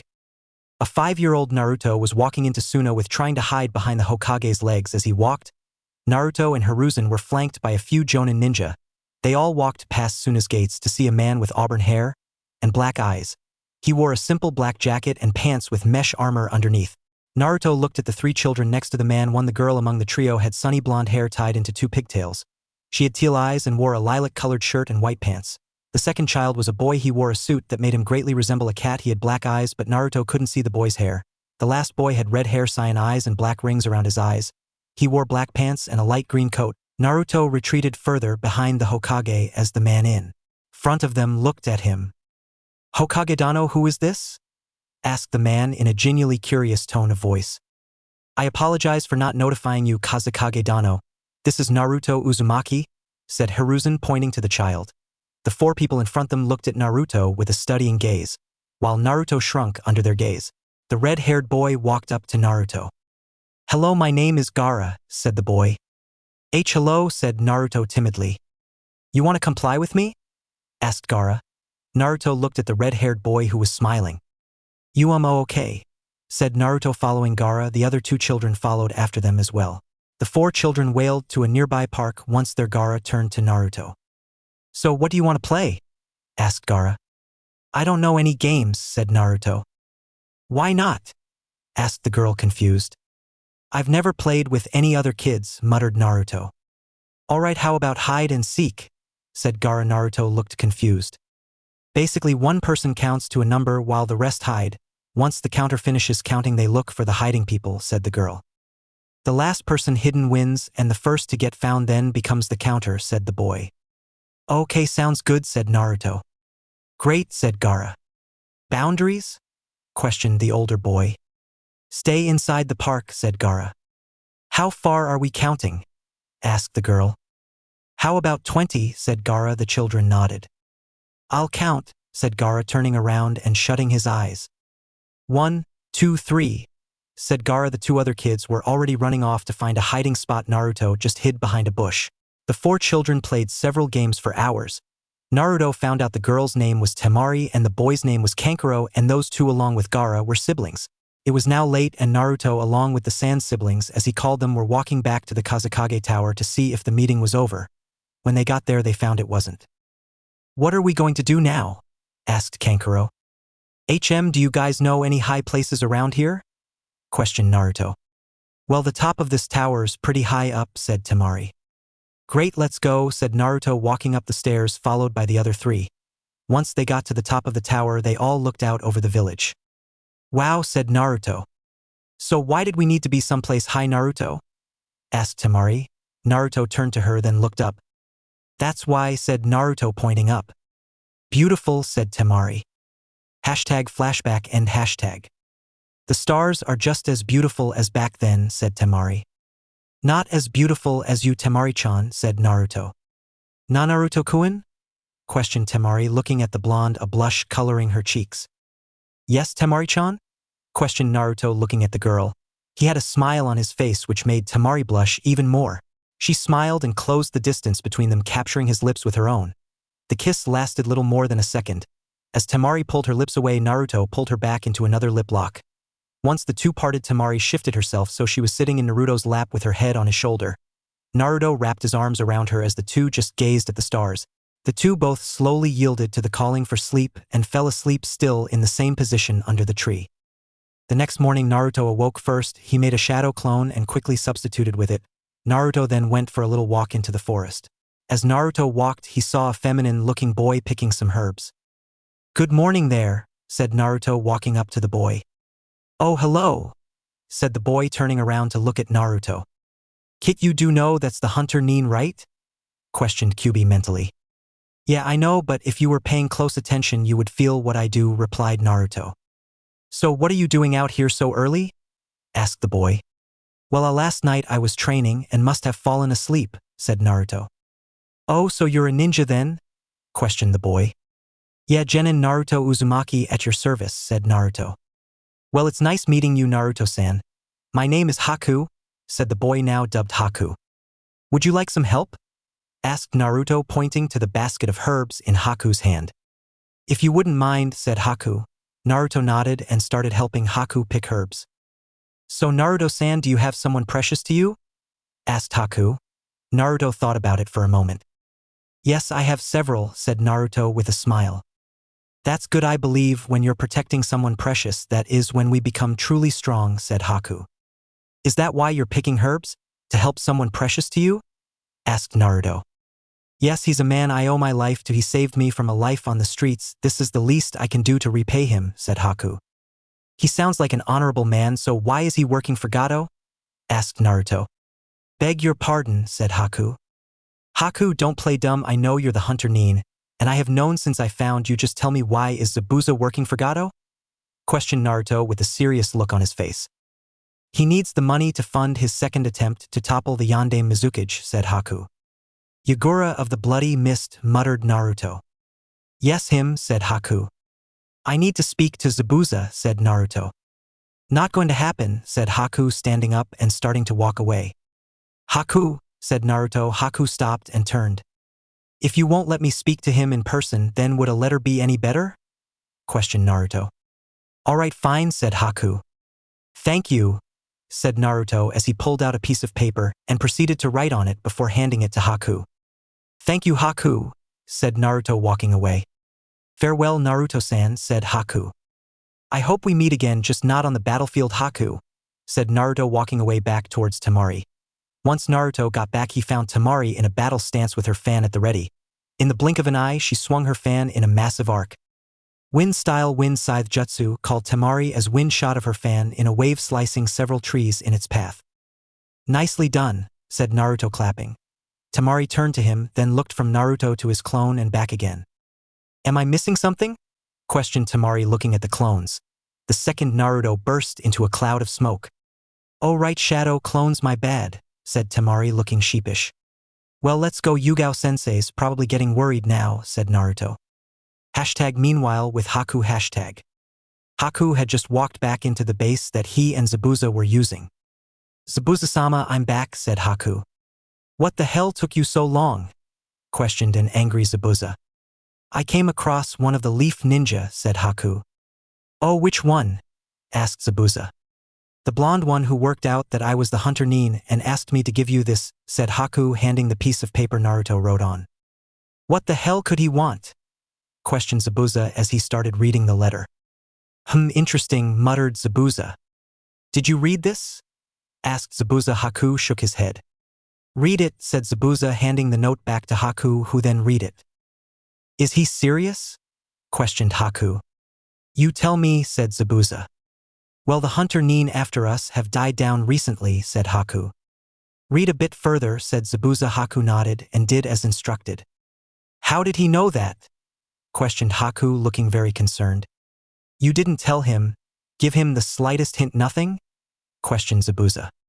No, I didn't tell him about that, said Haku. Things are getting interesting, muttered Zabuza. Wind-style sonic boom. C-rank, short range. User claps hands together, shooting out a shockwave in a 180-degree arc, going for about 10 meters. I know again this is a random chapter, but it is kinda needed backstory and setup, and I was never gonna do the battle on the bridge over to chapters. Next time, bridge battle. Oh, look at the very inconspicuous mist that is covering the bridge, and just the bridge, yelled Naruto sarcastically. I haven't had this much fun in years, said Zabuza, dashing forwards with his sword at his side. Well, looks like I have one choice left, said Haku as he went through hand signs. Time to die, said one bandit for you, growled Naruto in a demonic tone of voice. Naruto walked towards the bridge with all of the leaf Nin and Temari. He was keeping a close eye on Kakashi and his team. Naruto had left a couple of shadow clones back at Tazuna's house in case Gato tried something. Oh, look at the very inconspicuous mist that is covering the bridge, and just the bridge, yelled Naruto sarcastically as the group drew near the bridge to see it covered in mist. Oh haha, you're so funny, said a sarcastic Zabuza from inside the mist. Temari, Sakura and Sai stood back with Tazuna as Kakashi, Sasuke, Yugao and Naruto walked forwards. So did you think about my proposition? Questioned Naruto. The mist lit up a bit to reveal Zabuza in battle attire, and the same with Haku. I did, and I came to the conclusion that if you and one of the other leaf Nin can beat us, we'll accept, said Zabuza. Yugao-sensei care to help me? Questioned Naruto. Sure, said Yugao. You two aren't fighting Zabuza and his apprentice Sasuke, and I are, said Kakashi as he stepped forwards. To bat Hatake, this is now my fight, so get lost or get cooked, said Naruto as a second Naruto appeared beside Naruto facing Kakashi and Sasuke, who both had their Sharingan revealed. The Naruto clone revealed his EMS. Come at me, I dare you, said the clone. Sasuke froze at the sight of Naruto's EMS. Kakashi backed up. Smart choice, said the real Naruto. Both Kakashi and Sasuke jumped back as Naruto faced the ground with his eyes shut, cracking his neck. Well, Zabuza, Haku, said Naruto before his head snapped up to face the two of them. Let's dance, said Naruto, his eyes glowing with his EMS as the gourd on his back shattered into sand.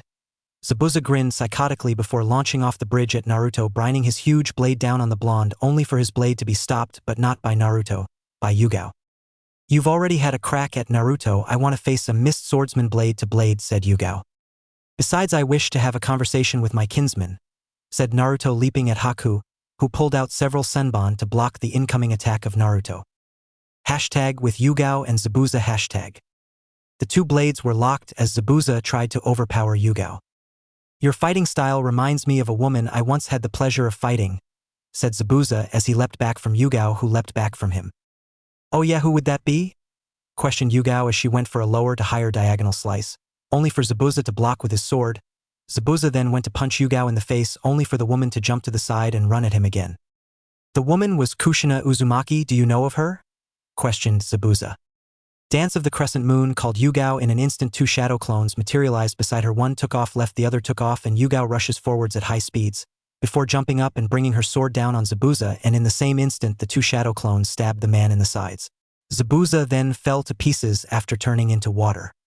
Yes, I know Kushina, she was my sensei, she taught me all I know about swords, said Yugao, blocking the attack from Zabuza from behind her. Interesting, said Zabuza, who jumped back after his blade was blocked before vanishing into the mist. Your little mist trick won't work on me, said Yugao, spinning around, and as she did she pegged a kunai at a patch of mist. Fuck, that hurt, growled Zabuza as he came back into view with a cut on his shoulder. I hate Sensor Ninja, muttered Zabuza, going thought some hand signs, as did Yugao. Water-style water dragon jutsu, called Yugao and Zabuza milliseconds apart. A pair of water dragons formed and lunged at each other, canceling each other out. Black Dance of the Full Moon, called Yugao as four shadow clones appeared beside her. One took off to behind Zabuza, two taking each side of him, and then one in front of him. Zabuza was confused slightly from the technique. The four Yugao clones started to run. They ran in a circle around Zabuza.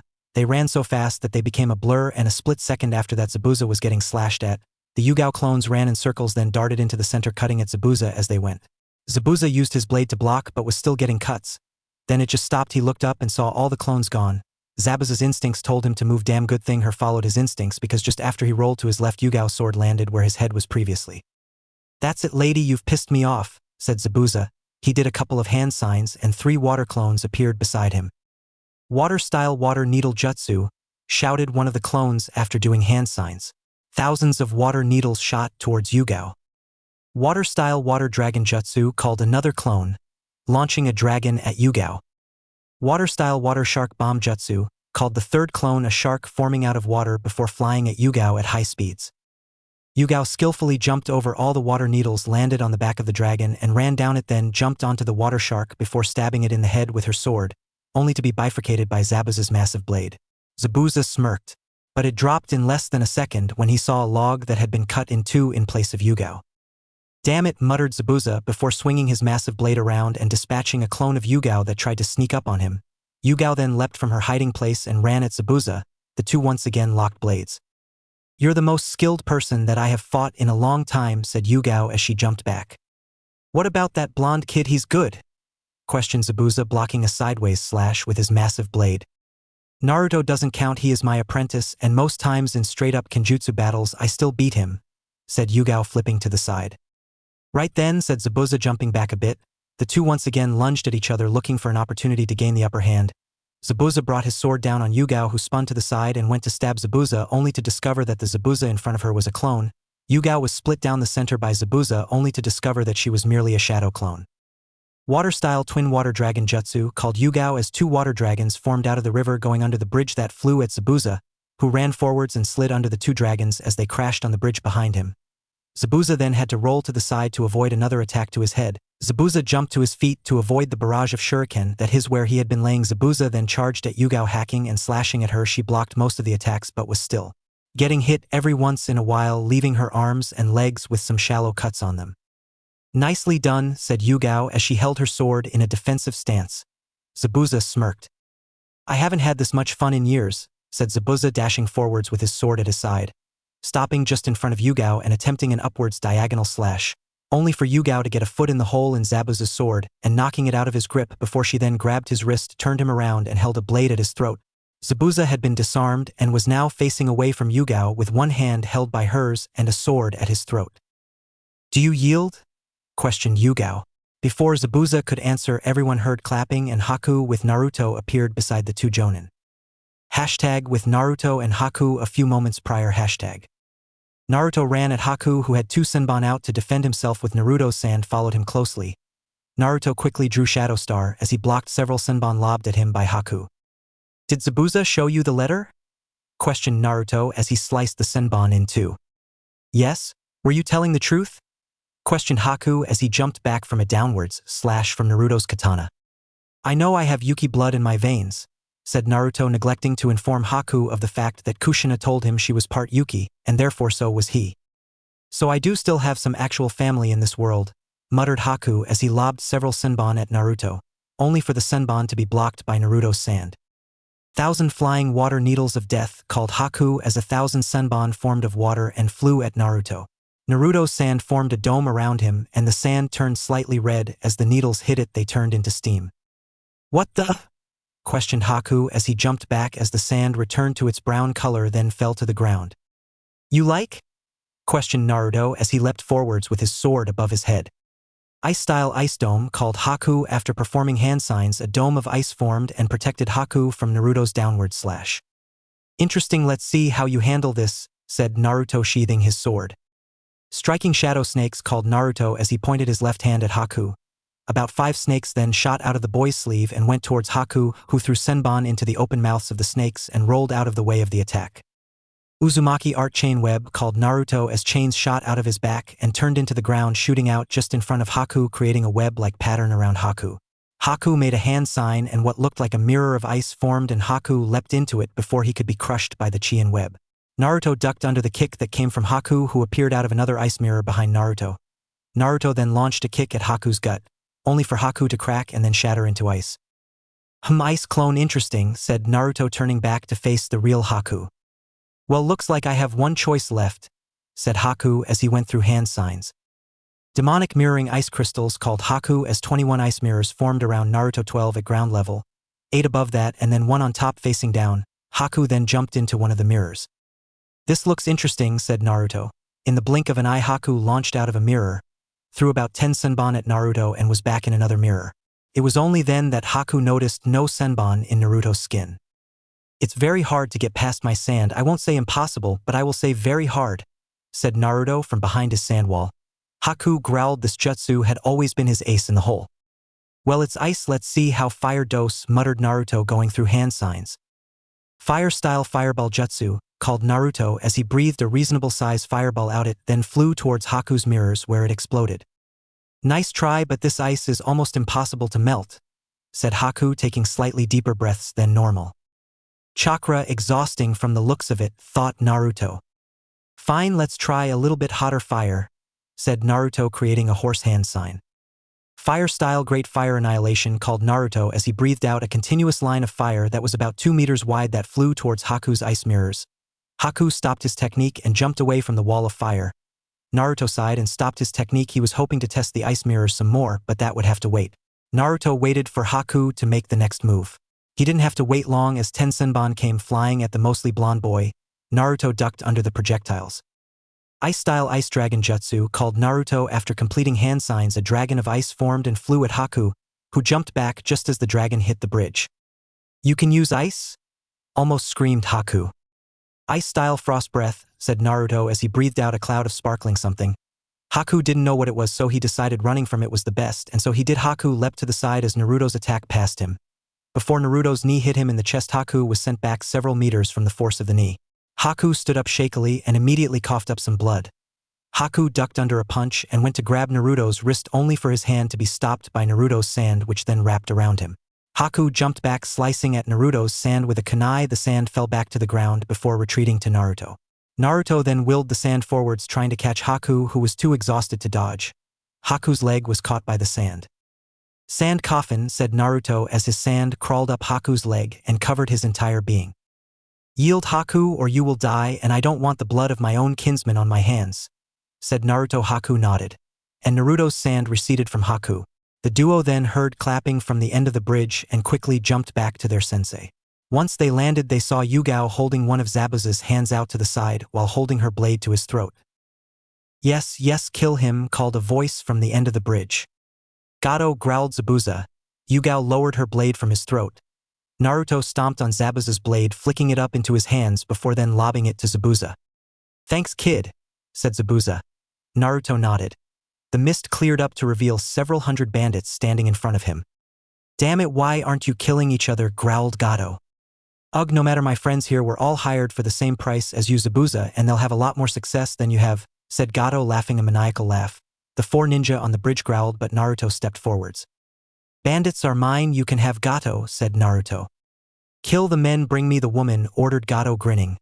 The bandits stepped forwards with perverted smirks on their faces. "Time to die," said one bandit. "For you," growled Naruto in a demonic tone of voice, before creating a single hand sign. "Fire style, great fire annihilation," roared Naruto as flames spewed from the boy's mouth, shooting the bridge and was as wide. The flames ate the bandits alive, incinerating them, burning the ashes to ashes in the blink of an eye, and in under a minute, the only one left standing was Gato. Naruto turned. "All yours, Zabuza," said Naruto, walking away. Zabuza then lunged at the short, fat businessman. It was a fine sunny day in Fire Country, and 5 figures could be seen walking along the main road to Konoha. These 5 figures were Naruto, Zabuza, Haku, Temari, and Yugao. The 5 of them had left Wave Country the day after the battle on the bridge.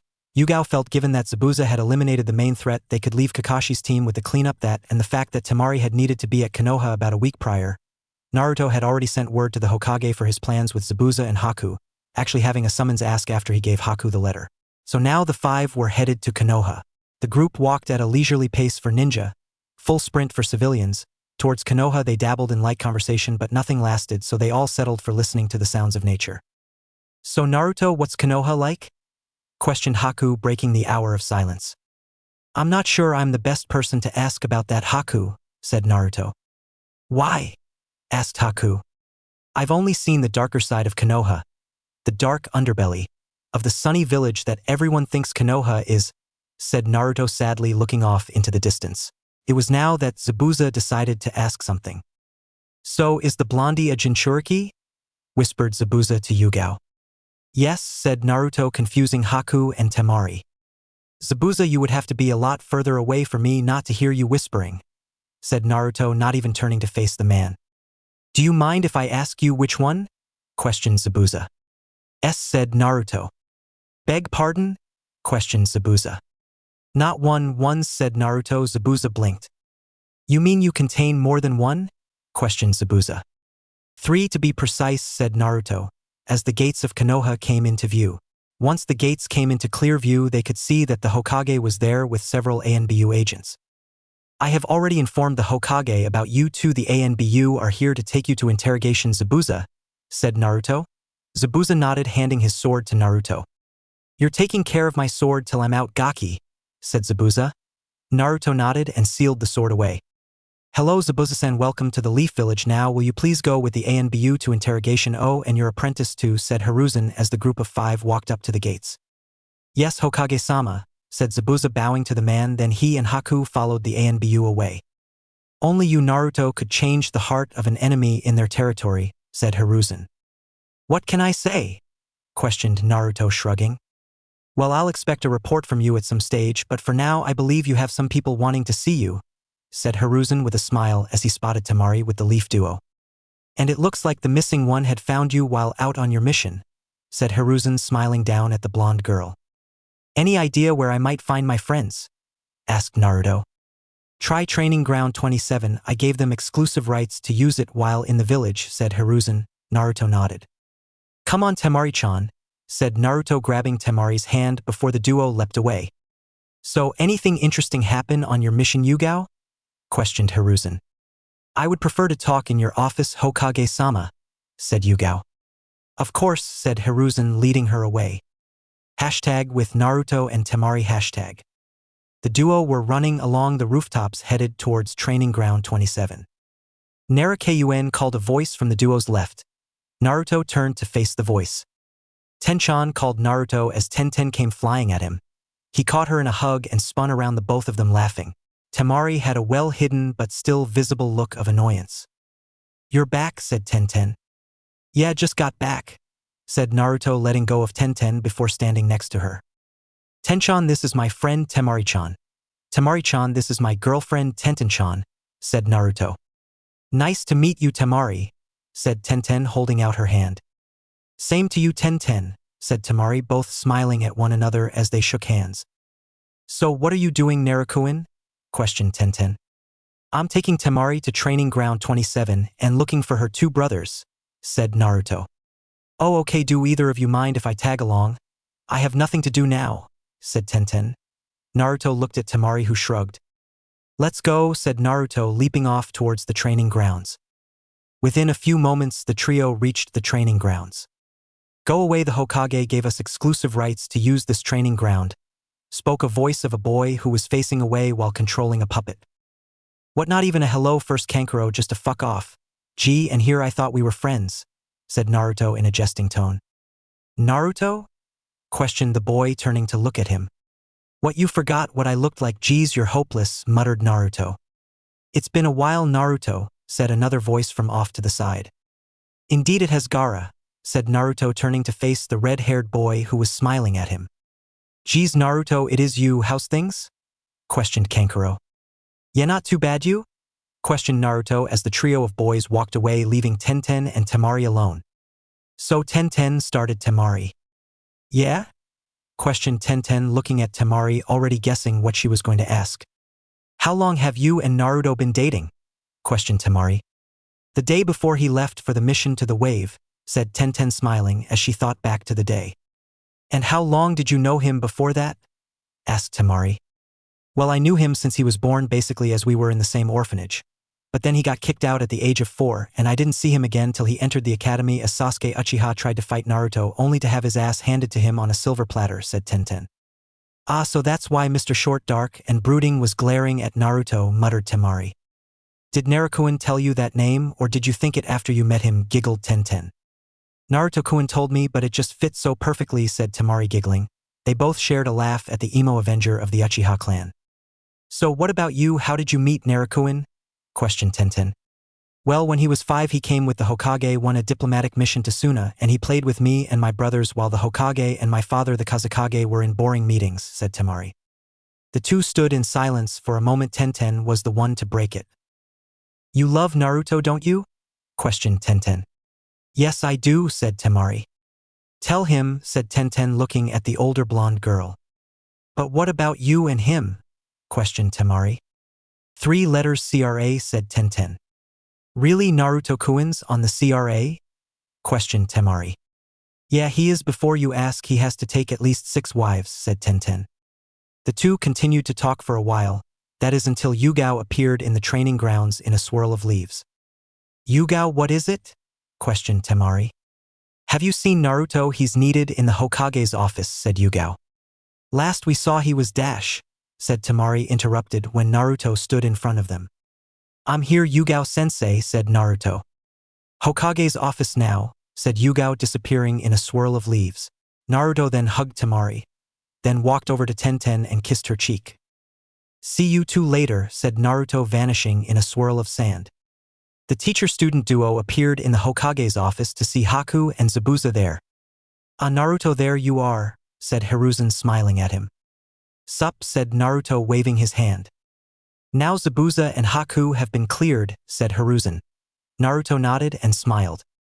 Congrats, you two, said Naruto, smiling at the two former Mist, now Leaf Shinobi. Both were smiling/grinning at the boy. Now the next thing is that Haku has expressed an interest in joining you under Yugao, thereby forming Team 11. Yugao has already given her nod for the idea. We just need your input, said Hiruzen. Naruto thought about it. Yeah, I would like having Haku on a team with me, said Naruto, nodding, swinging an arm over Haku's shoulder. Hiruzen nodded. Alright then, as of today Team 11 is now formed, Yugao being sensei teaching Genin Naruto Uzumaki and Genin Haku Momochi, said Hiruzen. Naruto smiled, looking at Haku, then to Zabuza, who was looking away. And Tokubetsu Jonin Zabuza Momochi, you are now the latest member of the torture and interrogation team, said Hiruzen with a smile. Zabuza's face changed to a sadistic one. Kami saved the poor soul to get stuck with Zabuza, Anko and Ibiki, said Naruto. Hiruzen, Yugao and the hidden Anbu all paled at that. Changing subjects, Hokage-sama, I would like to nominate Team 11 for the Chunin exams, said Yugao. Hiruzen nodded and handed the duo some forms. Take those to room 301 next Monday, said Hiruzen. Both Haku and Naruto nodded. Is that all? asked Naruto. Hiruzen nodded. Naruto walked out of the room. Haku, Zabuza, come with me, said Naruto as he went. Both ninja looked at Hiruzen, who nodded. So Zabuza and Haku followed Naruto. You two can stay in my clan's compound, said Naruto, walking towards the clan districts of Konoha. Thanks, kid, very generous of you, said Zabuza. Well, you guys are family, so why not, said Naruto. Both nodded as the trio kept walking. Once they got to the compound, Naruto stopped the two. Alright, you two have to wait here for a moment. There's a set of seals that stop people breaking into the compound, so basically only those with Uzumaki DNA can enter while the seals are up, but if I let you two in, then put the seals up, you're placed on a list of accepted people, said Naruto, getting a nod from both Zabuza and Haku. Naruto then walked into the compound and out of the duo's sight. Then what looked like a barrier dissolved in front of the two. So the two walked inside and the barrier returned. Alright, good to go, you two, just test to make sure it worked so you don't get caught out late at night, said Naruto. Both Haku and Zabuza walked out of the compound gates. Then back in. Okay, problem solved, said Naruto. Oh, and if you guys are planning to bring a hot date home, you have to tell me so I can make a temporary override seal, said Naruto. Both nodded, Haku slightly blushing at the thought. Hashtag the next day hashtag. Naruto was walking down the road looking for something to do as he had been given the week off to rest before the Chunin exams. There was only one problem. Naruto was bored as hell. Heck, he would even settle for catching the supposed demon cat, as Tenten called it. Naruto rounded a corner and came upon a curious sight: 3 IWA ninja. Naruto blinked once, twice, thrice. No, they were there. Those 3 are really there, aren't they? Questioned Naruto internally. Yes, and that one in the armor and the hat has one of us in him, said Kurama. Really, which one? Asked Naruto. I think it's Gobi Kokuo, said Kurama. You there, said one of the IWA ninja. He was a man. He was covered head to toe in red-colored armor. He had orange eyes and was quite tall. He looked a little old to be a genin, but if he was like Naruto, he wouldn't put it past a village to keep him so unskilled that he was still a genin. Yes? Questioned Naruto. Never mind, said the man, narrowing his eyes at Naruto. The only girl of the group walked forwards with a studying gaze on her face as she looked at Naruto curiously. Something you wish to know? Asked Naruto. Your name? Questioned the girl. You know it's polite to give your own name prior to asking for another's, said Naruto. Me, I'm Kuratsuchi, said the girl. The girl had pink pupil-less eyes, black hair, and wore a red uniform with the right sleeve missing and a lapel over her right leg, with a brown jacket over the top, fishnet tights, and a skirt over them. She also wears regular shinobi sandals and a pair of gloves. I'm Naruto Uzumaki, said Naruto. Naruto and Haku walked side by side into the academy. Today was the day of the Chunin exams. Haku had his hair cut, now being relatively short, coming down to just over his eyes. He now wore a long-sleeved light blue shirt with a white snowflake on the back and an icy blue dragon on the front. Haku also now wore a pair of long black pants, a pair of black gloves, and black ninja sandals. Haku had a pair of tanto strapped to his sides and wore his leaf headband around his left shoulder. Naruto's right upper arm was now covered in tattoos: snakes, falcons, jaguars, and wolves. Everyone who Haku and Naruto walked past would swear when they walked past the temperature dropped about 10 degrees. Naruto had his EMS active as well as 2 sides attached to his back crossed under his gourd, and the duo was also leaking some Ki as they walked past. All in all, the two looked very intimidating.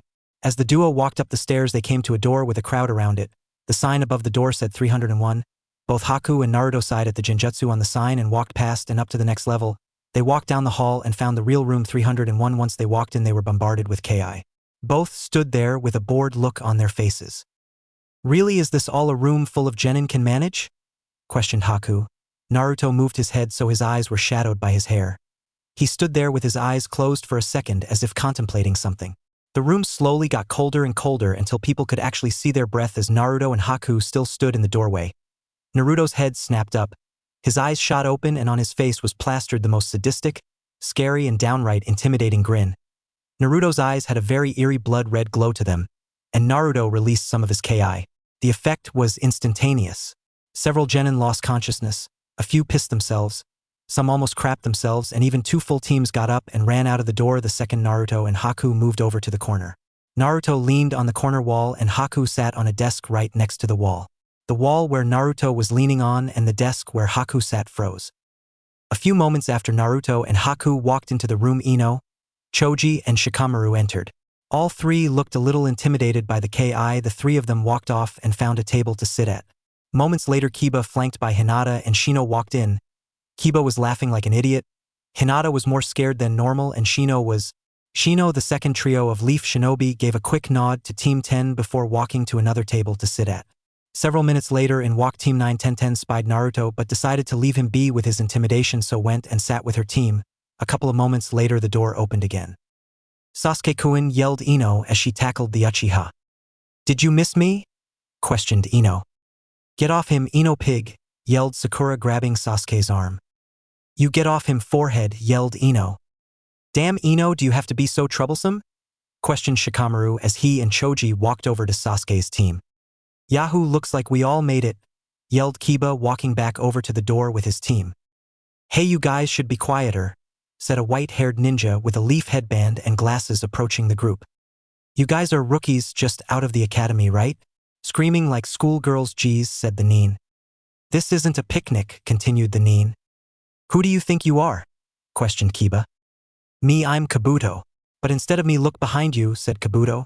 The 9 rookie Leaf Nin turned their heads and saw a team of 3 ninja with aim headbands glaring at them. Those guys behind you are from the Hidden Rain Village, and they have short tempers. Everyone is nervous about the exams, so quiet down before you cause a scene, said Kabuto. Well, I suppose I can't blame you. After all, you are just rookies fresh out of the academy.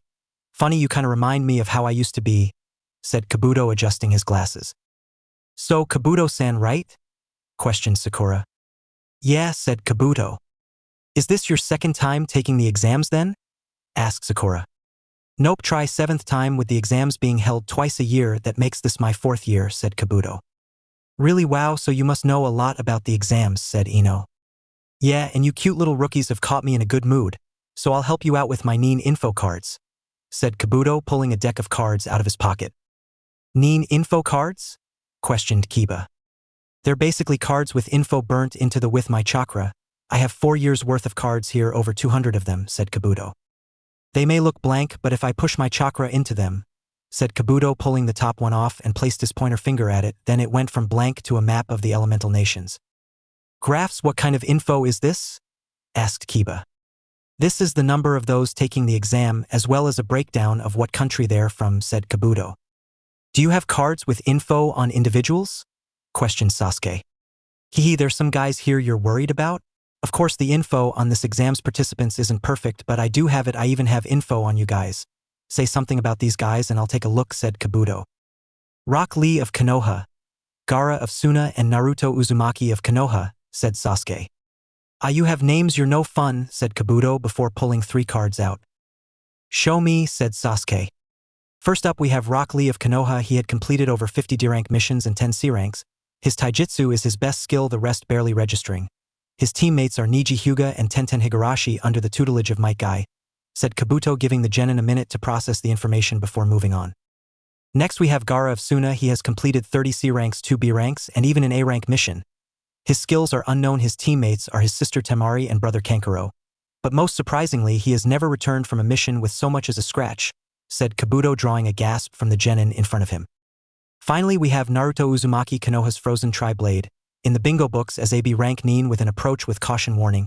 He's completed 37 C-rank missions, 3 B-ranks and an A-rank, specializes in ninjutsu, kenjutsu, and fuinjutsu, uses 3 swords for his kenjutsu. Ninjutsu, he has been seen using several advanced natures, them being lava and ice, as a summoning contract with the snakes and falcons, carries a gourd full of sand for the use of sand-based ninjutsu, and his fuinjutsu skills rival that of the Yondaime Hokage, since the age of 5 hasn't received so much as a scratch from anyone, has been taught by Konoha's snake mistress Anko Mitarashi and the lunar shadow Yugao Yuzuki, and his teammate is Haku Momochi, said Kabuto. Naruto in the corner smirked. When he heard the information, surprised he was in the bingo book. There's no way that's true, shouted Sakura. Believe what you want, but that's what I have gathered on him, but most of that's straight from the bingo book, said Kabuto. Anyway, the leaf, sand, stone, grass, waterfall, rain and sound, many outstanding genin from a variety of villages are here to take the exam. The Hidden Sound village is small, just created last year, so there isn't much info, but the rest of the villages are filled with talented youngsters, said Kabuto. At that moment a ninja jumped into the air before throwing 2 kunai at Kabuto, who jumped back a bit before another ninja appeared behind Kabuto, punching at his head, missing as Kabuto jumped back again. After a few seconds Kabuto's glasses cracked. Interesting, he missed, but Kabuto's glasses still cracked and Kabuto saw it coming too. He thinks we're all dumb as dog shit and he smells like snakes and not like Anko-sensei but different snakes. Naruto thought to himself. Before anything else could be done, a giant sword came flying out of the air, embedding itself in the wall behind Kabuto. No fighting without permission. If you are caught fighting without permission you will be failed, said a man appearing on the hilt of the giant blade. Nice to see you again, Zabuza, said Naruto with a smirk. Gaki, said Zabuza looking at Naruto. At that moment a large puff of smoke formed at the front of the room. Shut up, you worthless shitheads, yelled a man appearing at the front of the room with about 20 others next to him. And I thank you all for waiting. I am Ibiki Marino, the proctor for the first stage of the Chunin exams, and what my associate at the back says is true. You are not allowed to fight unless you have permission from the proctors of the exam, and even if you do you are not allowed to use lethal force, said Ibiki. Now each of you will be given one of these tabs and sit at the seat assigned to you, and after everyone is seated we'll hand out the test, said Ibiki. A few moments later everyone was seated. Naruto ended up sitting between Temari and Kuratsuchi. Now before we hand out the tests I will explain the rules and you are to ask no questions, said Ibiki. Firstly, you all start off with 10 points and the test works on a subtraction system. You get say 3 wrong you still have 7 points. Secondly, this is a team test. Whether you pass or fail will be determined by your overall team score. Thirdly, anyone caught cheating will have 2 points subtracted from their score, and lastly, those who lose all their points during the test will be failed along with their 2 teammates, said Ibiki with a smirk as his assistants handed out the tests. There will be a total of 10 questions. The 10th question will not be given until 5 minutes before the test is over, said Ibiki. Now the test will last an hour and you may begin, said Ibiki. Everyone flipped over their test and the room was filled with the sound of pencils scribbling on paper. Do they really expect Genin to be able to answer this stuff? Thought Naruto, looking at the difficult questions. He would admit he wasn't the sharpest tool in the shed, but he was far from stupid. Naruto thought for a moment, thinking about the rules, the whole setup of the test. They're trying to make us cheat to test our information gathering skills, thought Naruto. He quickly scanned the room and found Haku, but more interestingly found 2 people that didn't look like Genin. Quickly Naruto made a hand sign hidden under his desk. A mirror formed one of the 2 people who didn't look like a Genin. Ibiki stood at the front with Zabuza standing beside him watching over the whole group. Both noticed the ice mirror and smirked. And the real test begins, thought Zabuza and Ibiki in unison. All those who remain, roared Ibiki in a pissed-off tone. Pass, said Ibiki completely calmly. What, screamed most of the Genin. Ibiki was about to explain when he was interrupted by a bundle of cloth flying through the window. It was quickly being pinned to the roof by a pair of kunai. Anko-sensei early, said Naruto, not even looking at the woman. 25, you let 25 teams pass Ibiki, you're getting soft, man, said Anko. Maybe we just have a stronger bunch this year, Anko, suggested Ibiki. Whatever, they'll be less than half once I'm done with them, said Anko looking crazy and licking a kunai. Alright brats, training ground 44 now, said Anko jumping out of the broken window. In the blink of an eye Naruto had 2 jumped out of the window following Anko. What just happened? Asked Temari. The second exam's proctor called for you all to go to training ground 44, and I'll tell you lot, if you're not there in about 10 minutes you'll be failed, said Ibiki. This caused the rest of the Genin to fly out of their seats and out the doors and in a few cases windows and run towards training ground 44. Hashtag 5 minutes later, training ground 44 hashtag. The huge mob of Chunin hopefuls stood outside a fenced-off forest. Welcome runts to my playground, training ground 44, affectionately called the Forest of Death, said Anko, who was sitting on a fence post. She had a grin on her face. Alright, here's the deal. 5-day, every team is given one of 2 scrolls. The objective is to get to the tower in the center of the forest within the 5 days. The catch, all of your team has to be at the finish line, and you have to have one of each scroll, 1 earth, 1 heaven scroll, and you can't open the scrolls before you get to the tower, but by far the best part, killing is allowed, said Anko with a psychotic grin on her face, making some Genin shudder. Anko then pulled out a stack of forms. All of you need to sign one of these saying that if you die it's not our fault, said Anko, giving the stack of forms to the closest Genin that just happened to be Naruto. Naruto grabbed a from and passed it to Haku and then took one for himself before handing the forms on. Once your team has signed them, come up to the tents and get a scroll and the number of the gate you'll be entering from, said Anko. Just as Naruto and Haku had finished signing their forms, the duo then approached the tent to find 2 Chunin inside. They handed in their forms and were given a heaven scroll and a piece of paper marked 32. Naruto handed Haku the scroll. Just as the duo went to step out of the tent, Naruto tripped Haku. Thus Haku fell to the ground, dropping their scroll. Geez, Haku, you're such a klutz, said Naruto, stepping forwards. Naruto, you fucking asshole, now everyone knows what scroll we have. yelled Haku, catching on to Naruto's plan. Everyone looked over to Naruto and Haku saw the heaven scroll before Naruto quickly snatched it off the ground before storming away, Haku quickly getting up and chasing after him. Clever Geki, thought Anko from her perch on top of the fence. Smart ass, muttered Zabuza, who was watching from a nearby tree. What a dope, said Sasuke, going back to signing his form. Hashtag half an hour later. Hashtag. Naruto and Haku were both standing at the gate marked 32. Naruto had the scroll in his pocket. Alright Haku, I've got a plan, said Naruto. Okay, let's hear it, said Haku. Alright, well, we have 5 days in the forest and an earth scroll to get. But that doesn't mean we can't take more scrolls to knock more people out of the next round, said Naruto. I'm still listening, said Haku. Right, well, the idea we both split up once we get into the forest and I'll send a blood clone with you just so if you get into trouble it can jump in and help, and what we do attack any team so long as it's not any Konoha team except Team 7, the Suna team and the IWA team, and take their scrolls. Then tomorrow we meet at the tower with the scrolls, said Naruto. I like the idea and almost everything about it, said Haku. Almost everything? Questioned Naruto. I get the Konoha and Suna team, but the IWA team? Asked Haku. 2 things. 1 is a Jinchuriki, so he'll be very hard to beat, and 2nd, I want to see them in the next round. They have my interest, said Naruto. Are you sure it's all of them and not just the girl? Asked Haku in a jesting tone. Naruto chocked, then coughed and spluttered. Yes, well, so what do you think of the plan? Questioned a slightly blushing Naruto. It'll work, said Haku. Good, said Naruto as the gate swung open. Naruto and Haku both entered the forest. Naruto cut his hand before making a hand sign. Blood clone jutsu called Naruto as blood poured out of his injured hand and created an exact replica of him. Right, I'll leave you here, Haku, and I'll see you at the tower tomorrow morning, said Naruto, getting a nod from Haku before jumping off. You know the plan, yes? Asked Haku to the Naruto clone. Yeah, said the clone.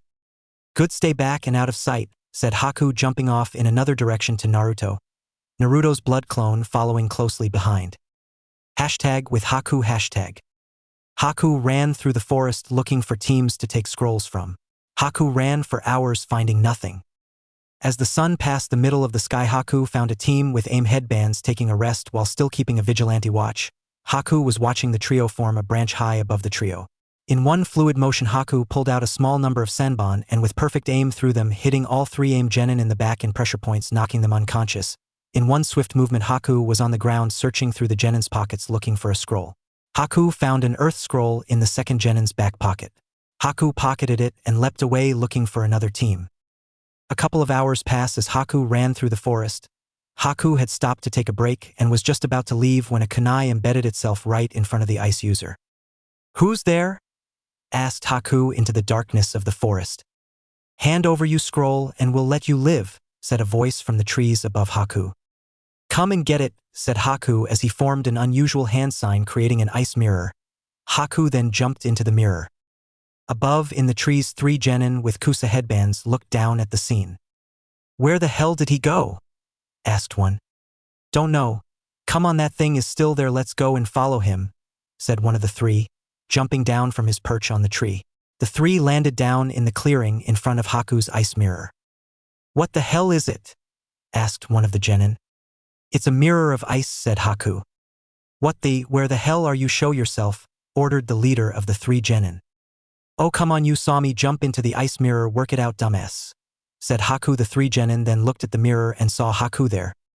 Come on, give us your scroll, said the leader. Nah, I'm good. In fact, said Haku, trailing off as another 20 ice mirrors formed around the 3 genin, forming a dome. 12 mirrors in a bottom row, 8 in the next row up, and finally 1 on top. You should give me your scroll. Only one person has ever made it out of this technique, and I don't intend to let that reputation fall, said Haku. Oh, please, said one of the genin, running over to a gap between the mirrors. No, you don't, said Haku, jumping out of the mirror, throwing several senbon at the man, making him stumble back and fall on the ground. I'm not going to let you out, try as much as you want, said Haku. Fire-style fireball jutsu, called the leader of the group as he breathed out a large fireball that flew at one of Haku's ice mirrors. It's ice, let's melt it, said the leader as the fireball hit the ice and exploded. Yeah, you see, this ice is very special, it's very hard to melt it, said Haku, jumping out of his mirrors, flinging a barrage of senbon at the 3 genin, hitting their arms, legs and necks. You have no hope, give up now, and you may survive, keep going on this meaningless endeavor, and I can't guarantee you will make it out of this forest alive, said Haku. Don't listen to him, there's only one of him and 3 of us, get him, yelled the leader of the group as the 3 of them pulled out a kunai each and ran towards the mirrors. Pity, said Haku, jumping backwards out of his mirrors doing hand signs. Ice-style ice dragon jutsu, called Haku as the ice mirrors melted and turned into a large serpentine dragon that coiled itself around the 3 people. Ice-style frost breath, said Haku, breathing out a cloud of sparkling freezing air that flew towards the still exposed heads of the 3 genin, and in the blink of an eye they were frozen solid. Haku's dragon dissipated and the genin fell to the ground, and as they did their frozen heads smashed on the ground. Haku searched the pockets of the now dead genin and found a heaven scroll. Well, that makes a pair by myself, I wonder what kind of luck Naruto's having? Thought Haku aloud before jumping off. There was still time in the day, he was going to go till it got dark, then sleep for the night, then go to the tower early in the morning. Haku walked around the forest a bit more, he was kinda hoping to run into Team 7 of Konoha so he could kick their asses. Haku smelt smoke and saw a faint glow off in the distance, so acting as quickly and quietly as possible leapt into the trees and jumped over to above where the glow was and found 3 genin around a fire. Hiding in the mist jutsu, called Haku as a deep mist rolled in. What the hell is going on? Asked one of the genin shortly before being silenced as Haku pegged several senbon at the genin, hitting him in several nerve points, causing a temporary paralysis. In a matter of seconds, the second genin went down with 2 senbon in each limb. Who's there, show your stash, said the last genin before he was hit with a barrage of senbon and fell to the ground. The mist then dissipated to reveal Haku, who quickly searched the pockets of the genin and took the earth scroll the first one had before jumping off towards the tower. It's getting late, I either need to get to the tower or find someplace to call home for the night, muttered Haku, looking out for anything to use for shelter. After about 10 minutes of jumping from branch to branch, Haku spotted a cave. Haku jumped down into the cave to find it empty. Okay, tonight I sleep here, tomorrow to the tower, said Haku, lying down. #whatifnaruto. Naruto, are you sure that was the best idea, sending him off on his own with only a blood clone as backup?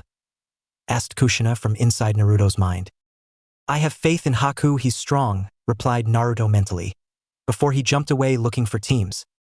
Naruto was running through the forest, jumping from tree branch to tree branch, clambering up the trunk of trees to get a better view of the forest floor. Naruto ran further along before quite quickly finding an aim team on the forest floor. Naruto's eyes flashed golden with a 4-pointed pupil as he drew lilac fire and dropped from the tree, dropping right on top of one of the unsuspecting genin, impaling one in the back of the neck, surprising the other 2 genin, who as soon as they saw Naruto pulled out a kunai each ready to defend themselves. Ha ha ha ha ha ha ha ha ha ha, bing it on little flies, cackled Naruto as sand exploded out his gourd. The 2 genin ran at Naruto wanting to avenge their teammate. Both went to slash at the cackling blonde/redhead only to find that their attacks were blocked by sand. Naruto continued to cackle as he stood still, all the while the 2 genin continued to hack and slash at Naruto. You 2 are boring, said Naruto as glowing chains shot out of his back and into the ground. What the hell?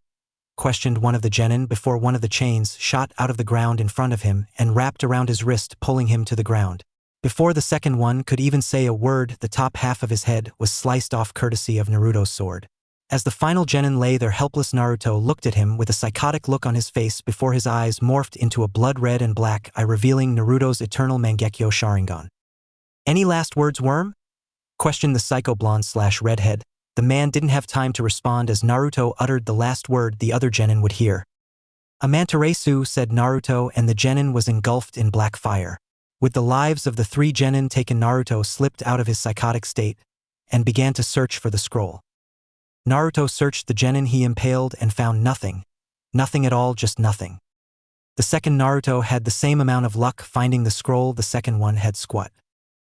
Damn it, I must have torched the scroll, muttered Naruto looking at the pile of ashes. Well, hello, what do we have here? Questioned Naruto as he knelt down by the ashes as he saw a cylindrical object. Naruto pulled out a scroll, a heaven scroll to be precise. Damn, another heaven one, muttered Naruto as he pocketed the scroll and moved on to his next unfortunate victims. Naruto had been running for about an hour and decided to have a break, so he dropped from his perch on a tree branch and landed on the ground in a crouched position. Naruto sat down with his back to a tree and closed his eyes, quickly falling asleep. Naruto awoke hearing a scream. Naruto leapt to his feet and ran in the direction of the scream. Naruto jumped from branch to branch, quickly coming across a slightly disturbing scene. He saw a bear, a red-haired girl who was backed up to a tree, and a pair of mutilated corpses, the bear was stalking over to the girl. Naruto, without even thinking, drew one of his scythes and threw himself between the girl and the bear, blocking a clawed swipe in the process. The claws connecting with the metal of the scythe created a loud clanging sound. Naruto, in the blink of an eye, swung the scythe around, and as he did it, caught fire. The flaming scythe slid straight through the bear, bifurcating it. As the top half of the bear slid off the bottom half, Naruto turned to the girl behind him. "The scroll is in his pocket, please leave me be," begged the girl, holding her hands in a defensive position. Naruto took one of the girl's shaking hands in his own. The girl looked up at him. She had medium-length red hair that was spiky on one side while flat and tame on the other. She had red eyes that matched her hair and wore purple glasses to complement her purple outfit. "Are you okay?" asked Naruto. The girl looked at him curiously for a moment. "I told you the scroll is OV-, she said, interrupted by Naruto. "Yes, I heard you the first time, but I'm asking you, the girl with pretty red hair, are you all right?" asked Naruto. The girl blushed at the compliment. "I guess a little shaken, but that's it," said the girl. "Good, so you're all right to travel?" asked Naruto. The girl nodded. "Great," said Naruto, gently pulling the girl to her feet. "You got a name, or do I just call you Ms. Pretty Redhead?" asked Naruto. The girl muttered something, but Naruto didn't hear what she said. "Sorry, I didn't quite catch that," said Naruto. "Karen, my name is Karen," said the now dubbed Karen. "Pretty name for an equally pretty girl," said Naruto with a foxy grin, making Karen blush. Luckily for her, Naruto had his eyes shut. What about you, what's your name?" asked Karen. "Me, I'm Naruto Uzumaki," said the grinning blonde/redhead. Naruto quickly walked over to the down genin, which Karen said had a scroll, and lo and behold, an earth scroll awaited him. Naruto pocketed the scroll and walked to the edge of the clearing. "Well, come on, Karen-chan, I ain't leaving you here," said Naruto. "Really?" questioned Karen, not believing a boy from another village, no less, was going to protect her. "Yep, come on, you're coming with me to the tower," said Naruto as he held his hand out to the girl. Karen walked up and gingerly took his hand. He squeezed her hand reassuringly and smiled at her, again making her blush. She then cracked a small smile of her own. The duo jumped off into the tree branches. After about an hour of running around, Naruto decided to take a break for Karen's sake. She was tired, he could tell, and as much as she wanted to deny it, she knew it was true, so the two of them stopped in a clearing. Naruto closed his eyes and leaned back on a tree as Karen sat on the ground panting. Before either could rest, however, a kunai was flung at Naruto. "Naruto-kun," screamed Karen as the lethal projectile neared the blonde redhead, who, without even opening his eyes, plucked the kunai out of the air. "Give us your scrolls and the girl, and we'll let you live," said a voice from the shadows of a nearby tree. Karen looked around. She could sense 9 present chakra signatures. "Are the 9 of you going to come out and fight, or do I need to destroy this section of the forest to get you all?" questioned Naruto, pushing his back off the tree, and as he did, he pegged the kunai off in a random direction. Throughout the entire clearing, a sickening squelch sound could be heard. "Sorry, make that 8, said Naruto as sand started to pour out of his gourd. "Damn you!" screamed one of the genin, leaping at Naruto from his previous perch in a tree. "Come now, this is too easy," gloated Naruto as the sand shot off the ground, grabbing hold of the genin by his ankles and his neck. The next thing anyone knew, a sickening crunch was heard, and the genin was literally snapped in two. As the blood poured out of the two halves of the former genin, the other 7 were all seeing red. All 7 genin jumped out of the trees at Naruto, several wielding kunai and others flashing through hand signs. Sand exploded out of Naruto's gourd and formed a dome around him. Several kunai slammed into the dome of sand, only for nothing to happen. After about 3 seconds, the genin jumped away and the sand fell away, revealing Naruto with his EMS active and 3 swords drawn. "Who's first?" questioned Naruto. 4 genin jumped at Naruto, 1 from each side, 1 from in front and 1 from behind. In an instant, a clone of Naruto appeared behind him, standing back to back with the real Naruto, and the clone immediately went through hand signs. The real Naruto blocked a kunai slash at his midsection.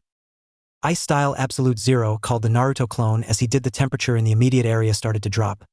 Naruto the clone bolted over to Karen and in one swift movement picked her up and jumped into the trees, leaving the real Naruto in the clearing with the 7 genin. "What the hell?" questioned one of the genin. The temperature continued to drop. "Get him!" yelled one of the genin, running at Naruto, who jumped back onto a tree trunk. The temperature continued to drop. The 7 genin were slowing down, and before the genin could attack the Naruto again, their feet had been frozen to the ground. "What the hell?" screamed one of the genin, trying to move his feet. Naruto stood there watching the genin freeze when he became bored and bolted at the group, slashing 3 out of their icy prisons. "You shall serve as entertainment," said Naruto with a sickening grin on his face. The 3 freed genin shakily stood and pulled out a kunai each. "Die!" screamed one of the genin, charging at Naruto, aiming to stab him in the gut. "Snore," said Naruto, kicking the genin's hand, sending the kunai up into the air, as Naruto deflected the other 2 kunai from the others who had tried to sneak attack him. As this was going on, the 4 still frozen genin were getting more and more frozen. Naruto sheathed his katanas, deciding that he wasn't going to get any form of weapon fight from the 3 in front of him. One of the 3 free genin threw his kunai at Naruto, who plucked the weapon out of the air.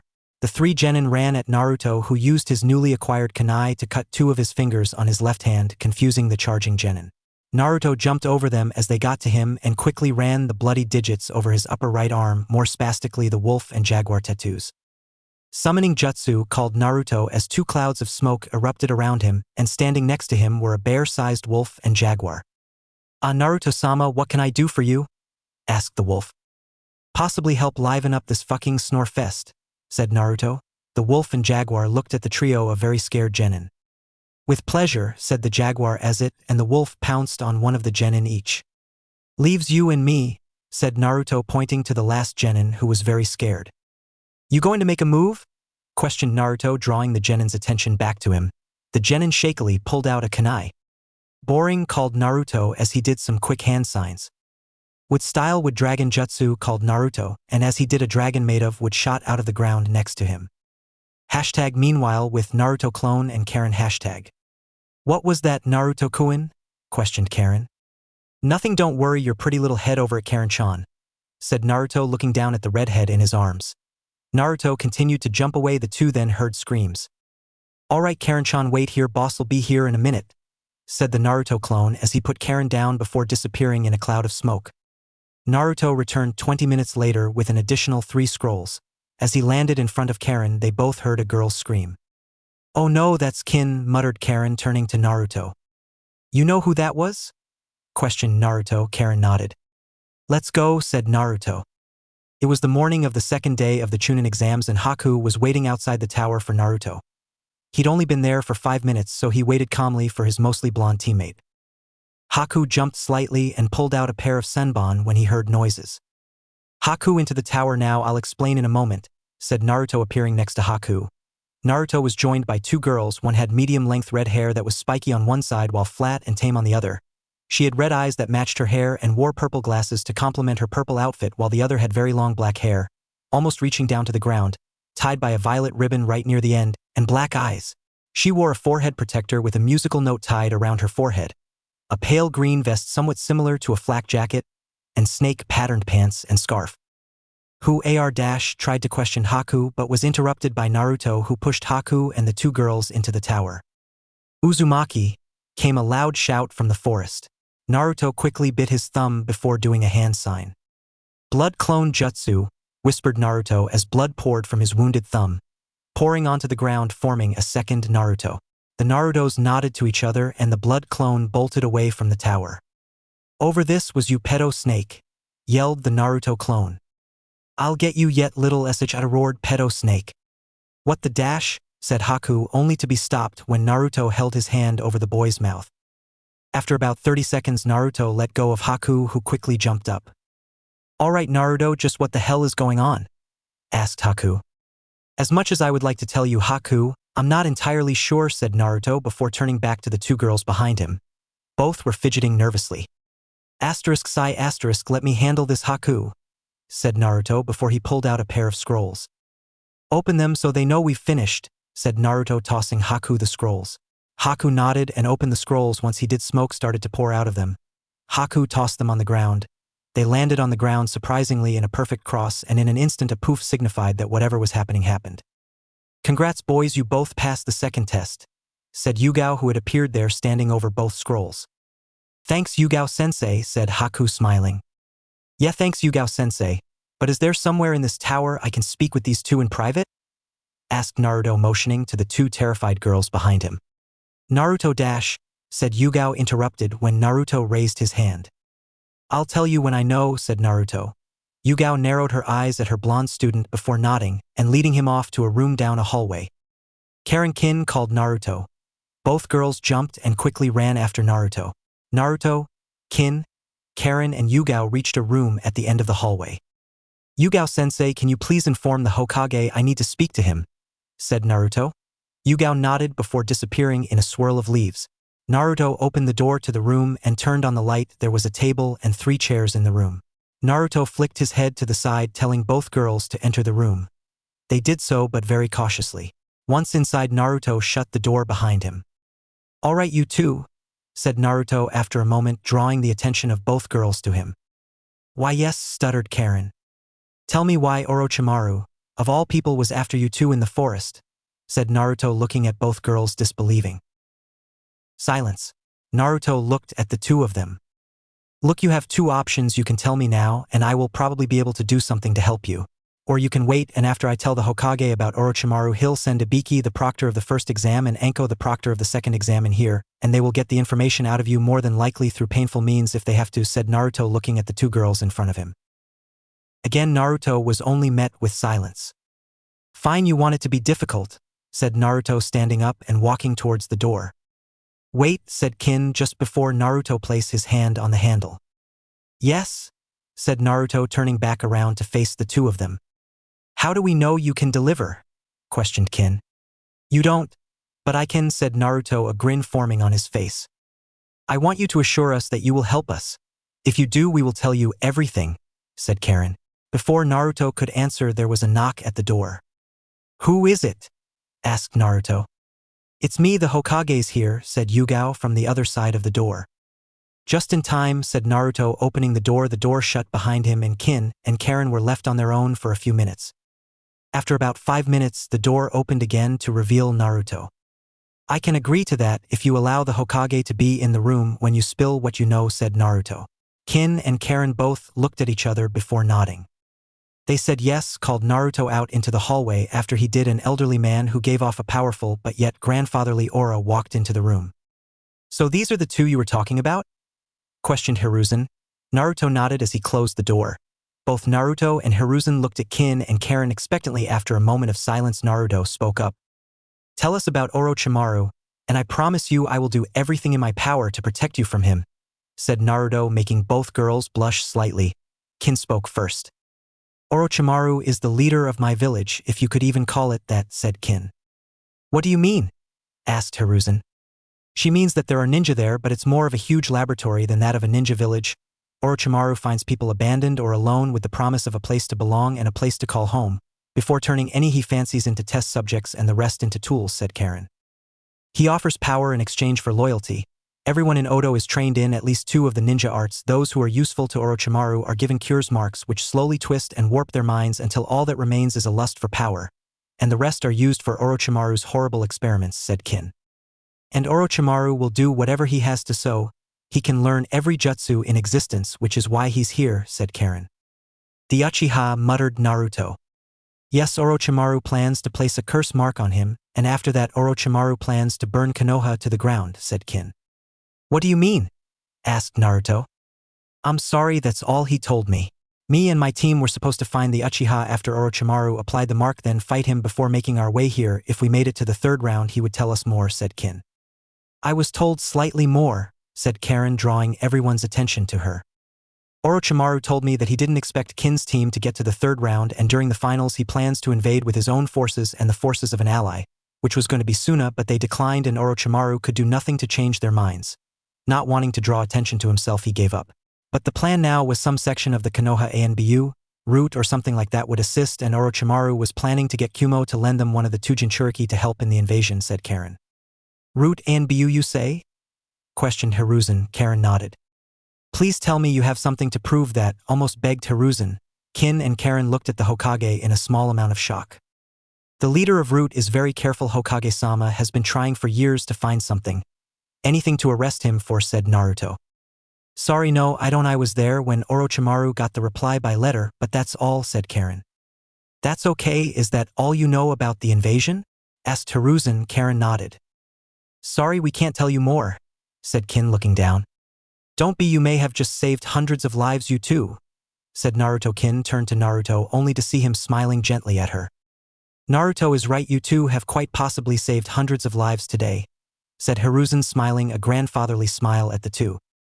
You two will now be placed under the protection of the Uzumaki clan, and that means you'll be staying in my clan's compound, and don't worry, Orochimaru will not be able to touch you once inside, said Naruto with a smile. Really?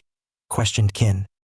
On my word as the heir to the Uzumaki clan, I swear I will not let Orochimaru land a finger on either of you two from now on, said Naruto with a smile, and before he knew what was going on he was knocked onto the ground and he had two girls on his chest sobbing and continuously saying, "Thank you." Naruto simply rubbed their backs in a comforting manner.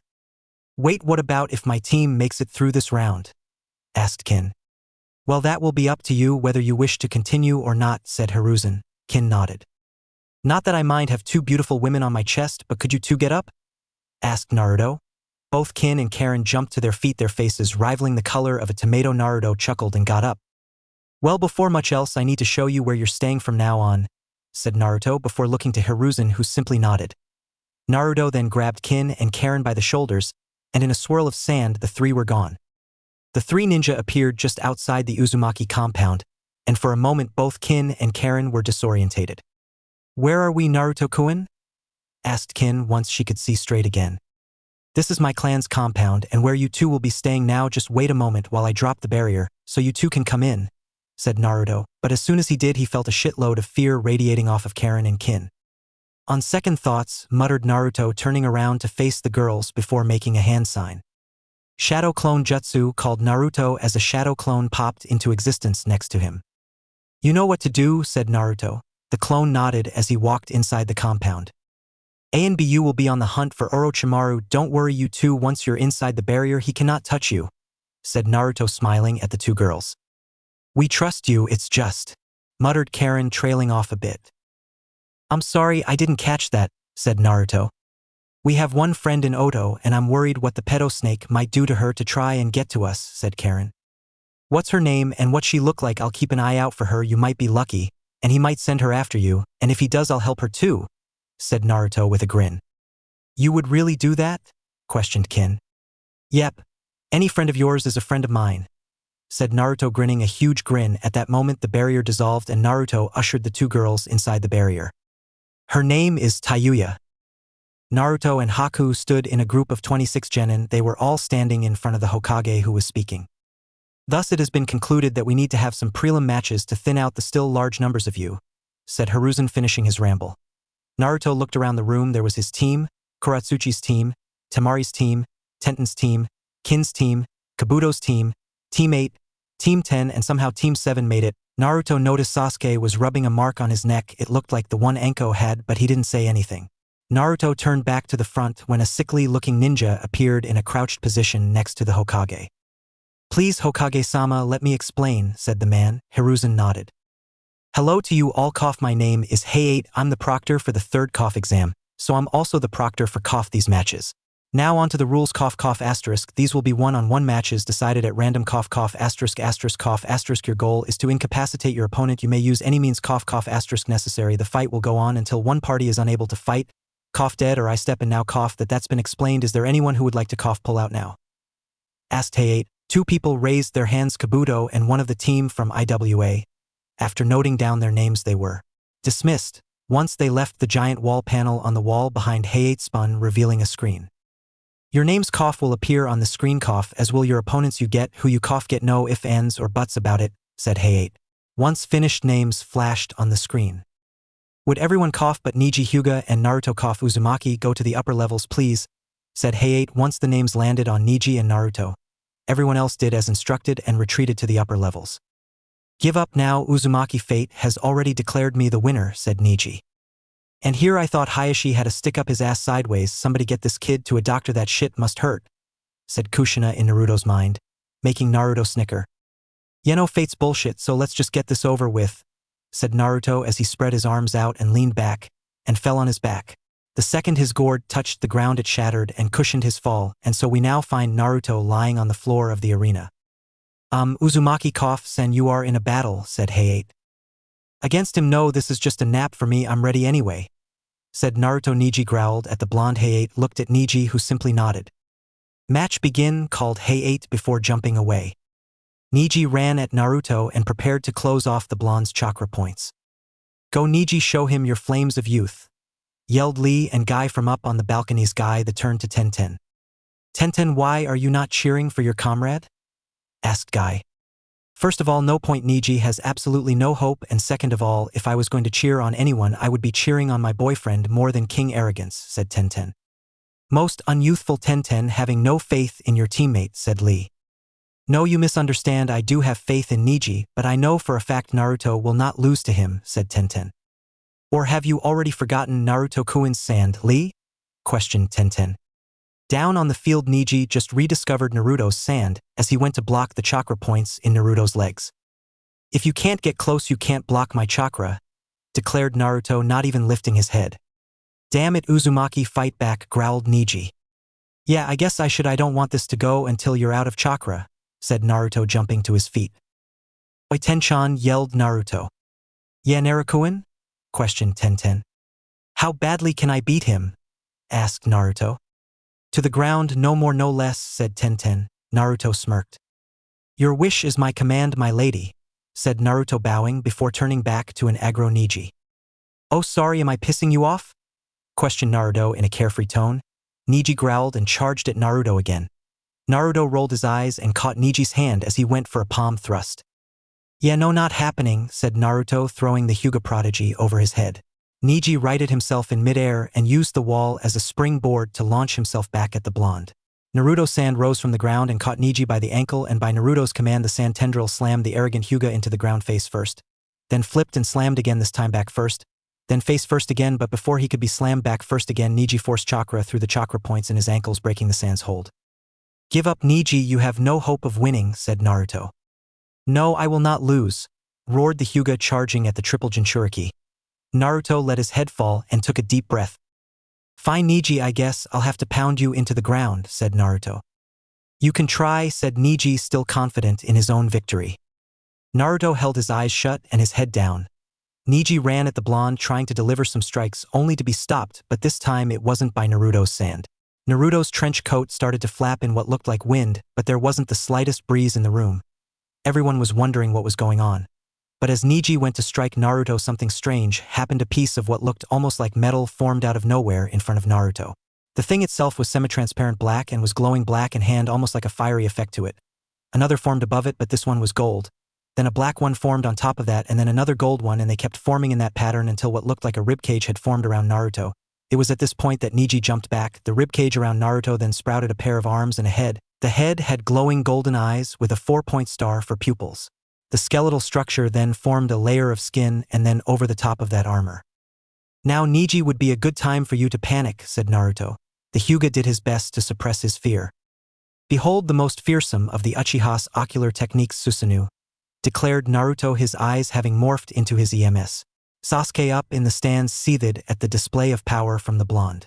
The giant skeleton reached down and grabbed the still shocked Hyuga. "No matter what happens, Uzumaki, I will win this. It is fate," said the Hyuga prodigy. "There you go with fate again. What is your obsession with fate anyway?" asked Naruto. "You wouldn't understand," declared Niji. "Yeah, you might be right, but I would actually have to care anyway, and besides, you and I both know fate is bull," said Naruto. "What do you mean?" questioned Niji, struggling against the giant hand that held him captive. "Well, if you believed in fate, you wouldn't be here now. You would be in your clan's compound glaring daggers at a member of the main house, and you wouldn't be considered a clan prodigy because all those who are born weak are always weak, and in your clan those in the branch family are weak. That's why they are the branch family. So if you truly believed in fate, you won't be here," said Naruto, shocking Niji. "Now yield, Niji, or I will crush you," ordered Naruto, his Susanoo squeezing Niji. "Proctor, I yield," said Niji, hanging his head. "Winner by forfeit, Naruto Uzumaki," said Hayate, and with that Naruto dropped Niji, and his black and gold Susanoo disappeared as he walked back up to the stand's medics coming out and retrieving Niji. "Alright, moving on, cough, to the next match, cough, we have Kuratsuchi versus Cough Sai," said Hayate. The girl from the IWA team left her position and descended to the floor at the same time, so was Sai. The two fighters met in the center. "You both know the rules, are you ready?" asked Hayate. "Ready," said Kuratsuchi. Sai, on the other hand, simply nodded. "Alright, match 2 begin," said Hayate. Kuratsuchi jumped back from the Konoha ninja, who did the same. With almost the entirety of the floor between the two, they studied each other for a moment, before Sai quickly piled out a scroll and began to draw on it. Kuratsuchi began to run at the ninja, but it was too late. Sai had finished his drawing. Ninja Art Super Beast Scroll called Sai as a trio of lions leapt off his parchment and ran at Kuratsuchi. Said girl pulled out 3 shuriken and threw them at the ink constructs, dispatching them. By the time Kuratsuchi had finished dispatching the lions, Sai had already drawn a hawk. Ninja Art Super Beast Scroll called Sai. The hawk then formed off the page and started to fly up. Sai, quickly jumping on his hawk's back, ascended to the ceiling.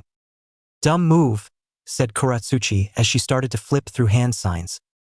Earth-style earth spikes, called Kuratsuchi, planting her hands on the ground, making the earth rise and form a large number of spikes under Sai's position.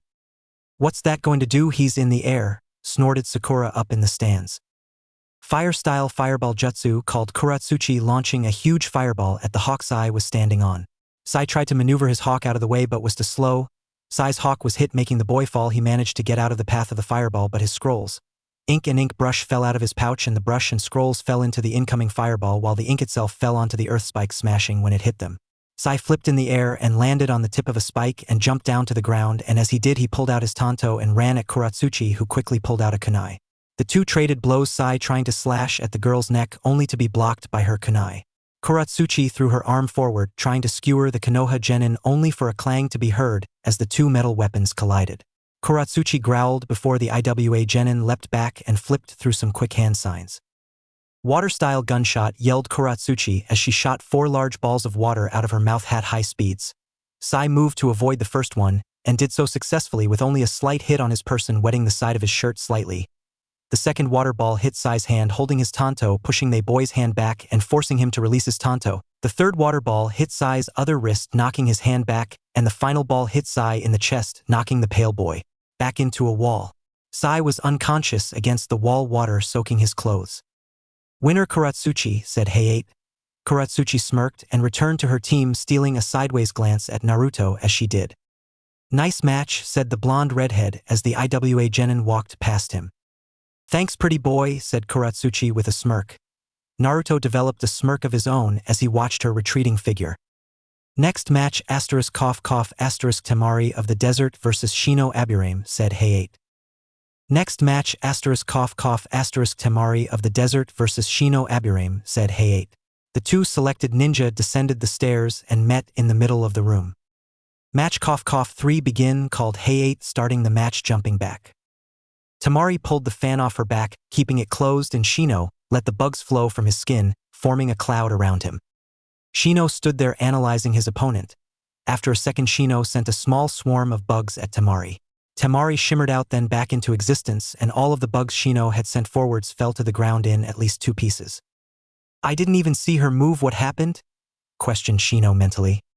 It was then that Shino noticed the black thing had been opened a bit and a purple circle could be seen. The first of 3 moons is shown. 2 more and you're done, said Temari, standing there almost leaning on her fan. Shino pulled out a few kunai and threw them at Temari, who again shimmered in and out of existence, and the kunai that had been lobbed at her were on the ground around her.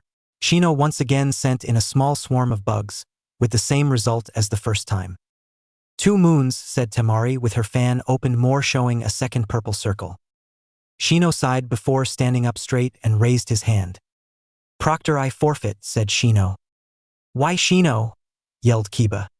It would be foolish. Temari-san here has a way to stop my insects and weapons, and I do not know any genjutsu nor ninjutsu, and my taijutsu is abysmal. I have no way to defeat Temari-san. It's only logical, said Shino, turning around. Is that your final decision, Shino? Asked Hayate. Yes, said Shino, nodding before returning to his previous position with his team. Winner by forfeit, Temari, said Hayate. The giant board behind him started to flip through more names. Would Kintsuchi and Sakura Haruno please come down? Asked Hayate. Watch me, Sasuke-kun, squealed Sakura as she walked down to the arena. As Kin was just about to walk down, she felt a hand on her shoulder. Naruto-kun? Questioned Kin, looking at Naruto. Wipe the floor with her, said Naruto with a serious look on his face. Kin nodded before heading down to the arena floor. If you're both ready, then begin, said Hayate before jumping back. Sakura ran forwards, cocking her fist back. Kin rolled her eyes and flicked her hand out to the side, letting several sunbon fall into her hand between her fingers. Kin flicked her senbon forwards, hitting Sakura in the arm of her cocked back fist, making it fall limp by her side. "What the?" yelled Sakura, looking at her arm. Kin, using Sakura's distracted state to her advantage, ran forwards. Sakura looked back just in time to see Kin jump and in midair spin around, kicking Sakura in the face, sending her flying back into a wall. "You bitch," yelled Sakura, getting up and ripping the senbon out of her arm before pulling a kunai out of her weapon pouch and running at Kin. Kin threw a few more senbon at Sakura. The senbon hit the girl in the arm again. Sakura dropped her kunai but kept running, cocking her other fist back. Sakura got within a meter of Kin, and she thrust her fist forwards only for it to be deflected by Kin, who simply batted the Banshee's hand to the side before Kin grabbed Sakura by the wrist. Kin used the captured limb to push Sakura back, only to pull her back and kick her in the chest. "That's for calling me a bitch," said Kin, pushing Sakura out again before once again pulling her back and kneeing her in the jaw. "That's for screeching," said Kin, pushing Sakura out once more before once again pulling her in, but this time letting her go and spinning around her in Kin's spin. She pulled out a handful of senbon before stabbing them all into Sakura's lower back. "That's for daring to call yourself a kunoichi," yelled Kin, grabbing Sakura by her forehead and slamming her into the ground, driving the group of senbon deep into her flesh. "Call the match, she's not getting up anytime soon," sneered Kin. "You whore, don't you walk away from me," screeched Sakura. Kin stopped dead in her tracks and her ki started to rise. Kin snapped back around and glared at Sakura. "What did you call me?" questioned Kin in a sickly sweet tone as he ki skyrocketed. Sakura, doing the only smart thing she had ever done, quickly shut her mouth. "Winner *cough Kin Tsuchi, coughed Hey8. Kin walked back up to the upper platforms as the medics took the Banshee away. "Kin-chan," said Naruto just as Kin passed him. "Yes?" asked Kin. "That was fucking brutal," said Naruto in a serious tone. Kin's head dropped a little bit. "I like it," smirked Naruto. Kin looked up at him. As soon as she saw his smirk, she blushed and looked away. "Thanks," said Kin, taking a seat on the balcony next to Naruto. "Next cough match is," said Hey8, waiting for the names to stop flashing.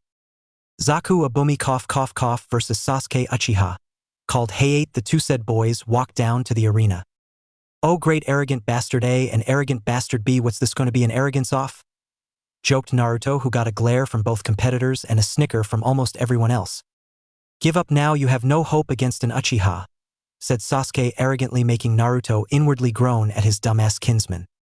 "Especially with no arms," added Sasuke smugly. "One arm will be more than enough, and it just so happens that I do indeed have one good arm," said Zaku, pulling his left arm out of its sling. "Cough match 5 begin," declared Hey8, jumping back. Decapitating airwaves, called Zaku, facing his one good hand at Sasuke. Through the tube in Zaku's handout shot a wave of pressurized air, which flew towards the arrogant Uchiha who had his Sharingan active. Sasuke ducked under the air wave and started to run towards Zaku. Decapitating airwaves, called Zaku again, sending another wave of air at the Uchiha. Sasuke jumped over the second one and continued his run towards Zaku. Decapitating airwaves, called Zaku again, sending another wave at the Uchiha who spun around the third wave. "One trick pony ain't he?" questioned Naruto from up in the stands. "Just a little," said Haku, who looked really bored. Back down in the arena, Sasuke had got close enough to Zaku to throw a punch at the arrogant Otogenin. Zaku jumped back from Sasuke before throwing his own punch. Sasuke grabbed the fist and threw Zaku over his head. "Stupid move," said Zaku, landing on his feet. Decapitating airwaves, called Zaku, sending another wave of air at Sasuke, who jumped up to avoid it. While in the air, Sasuke flipped through hand signs. Fire-style fireball jutsu, called Sasuke, launching a fireball at Zaku, who just barely jumped out of the ball of fire's path, leaving him with slightly singed clothes. The two genin charged at each other, Zaku pulling out a kunai as he did. The two met in the center of the arena. Sasuke, narrowly avoiding a slash from Zaku's kunai before wrestling said kunai from Zaku's grip. Sasuke then managed to get the semi-disabled genin into a headlock with the boy's own kunai at his throat. "Yield now or I'll fucker," growled the Uchiha, who in the middle of his speech had his foot stomped on before then being hit in the face with the back of Zaku's head. Said Otogenin got free of the Uchiha's grip and dashed across the floor to the other side of the arena. Decapitating airwaves, called Zaku, spinning mid-run, sending a wave of air at the Uchiha and at the same time launching himself back a bit. The wave of air hit Sasuke in the chest, knocking the Uchiha back, cutting through his shirt and cutting into his chest and arms about 1.5 centimeters to 2 centimeters. Sasuke hissed and dropped to the ground on one knee as a small amount of blood splattered on the floor. Sasuke, in a show of ingenuity, or stupidity depending on whose point of view you looking at it from, channeled raw fire chakra to his hand and ran it along the length of the wound, scalding his skin shut. As he did, his face was contorted with agony. Once it was done, he let out a pained gasp and fell to the ground. Zaku, meanwhile, in a show of his arrogance, simply stood there and let it happen. Once Sasuke pushed himself to his feet, Zaku smirked. "You done?" questioned the idiotic Nin, twitching the fingers in his still sling-bound arm. "Fuck you," growled Sasuke, standing up on his feet, albeit wobbly. "Such rude words, I'm hurt," said Zaku sarcastically, pulling his right arm out of its sling. Extreme decapitating airwaves called Zaku, facing both palms at the Uchiha before sending out a huge wave of pressurized air towards the Uchiha, who jumped away but not quick enough as his foot was still in range of the airwave when it hit. There was not enough pressure to do much damage, but Sasuke's mid-air course was altered as he flipped and tumbled before coming to rest face first on the floor. "Bastard," growled Sasuke, getting up before flipping through hand signs. "Fire-style fireball jutsu," called Sasuke, launching a fireball at Zaku. Zaku jumped to the side, not noticing the kunai already flying to where he was going. Sasuke had thrown a kunai at where Zaku would dodge it, hit its mark, embedding itself in the Oto Genin's shoulder, and while distracted by the kunai, Sasuke launched at Zaku, kicking the young Oto Genin in the head, launching him into the stone wall just behind him. Zaku hit head first, causing him to lose consciousness. Hayate jumped back in and examined the down boy. "Winner by cough cough cough, knockout Sasuke Uchiha," wheezed Hayate, said Uchiha, then fell on the floor unconscious. Kakashi shunshined down and collected Sasuke before disappearing in a shunshin. "Next match," said Hayate, looking up to the board behind him. "Haku Yuki cough cough and Ino Yamanaka," called Hayate. Haku simply stood up and walked down to the arena. Ino walked down to the arena once both combatants were there. Hayate stepped between them. "Are you both ready?" asked Hayate. He got a simple nod from Haku, who wore a bored look on his face. "Why yes," stuttered Ino. "Then cough cough begin," said Hayate, jumping away. Ino quickly pulled out a few shuriken and lobbed them at Haku, who rolled his eyes and waited until they were close and plucked the weapons out of the air. Haku then threw the shuriken back towards Ino at about 4 times the speed. For a moment it looked like not a single on hit. However, after all the shuriken hit the wall behind Ino, her skin split and let a warm crimson liquid flow down Ino's face and arms. "You throw too slowly," snorted Haku. This comment apparently enraged Ino, who then ran at Haku, throwing sloppy punch after sloppy punch at the ice user. Haku, on the other hand, just stood there without a care in the world, lazily dodging the supposed kunoichi's punches. "Haku," yelled Naruto. The Genin ice user looked at his cousin. "Give him a reason to fear you," called Naruto. "Okay nah dash," said Haku, interrupted when Ino punched him in the face. Haku slowly turned to face Ino. "That was rude, can't you see I was talking?" "The nerve of some people," muttered Haku before pushing Ino down and using her as a springboard to flip over to the other side of the arena. Ino fell to the floor while Haku landed gracefully on his feet. Haku decided to follow Naruto's example and suggestion and make people fear him. Haku speed through hand signs before Ino was even sitting up. "Ice-style glacial dragon," called Haku, clapping his hands before the water in the atmosphere froze and formed a massive dragon the size of a boss summon. That is what Ino sat up to see, a gigantic ice dragon with glowing yellow eyes with Haku on the dragon's head. "Ino, I would give up now," yelled Haku from atop his frozen beast. "I yield," yelled Ino, putting her hands up in an effort to protect herself if the dragon attacked anyway. "Is that your final cough cough decision, Miss Yamanaka?" asked Hayate. "Yes," screamed Ino. "Winner Haku," called Hayate. With that, Haku's dragon disintegrated. Haku jumped down and landed in front of Ino, putting his hand out to her. She accepted his help and Haku gently pulled Ino to her feet before both exceeded the stairs. "Next cough cough cough cough match, Kankuro vs Misumi Tsurugi," called Hayate.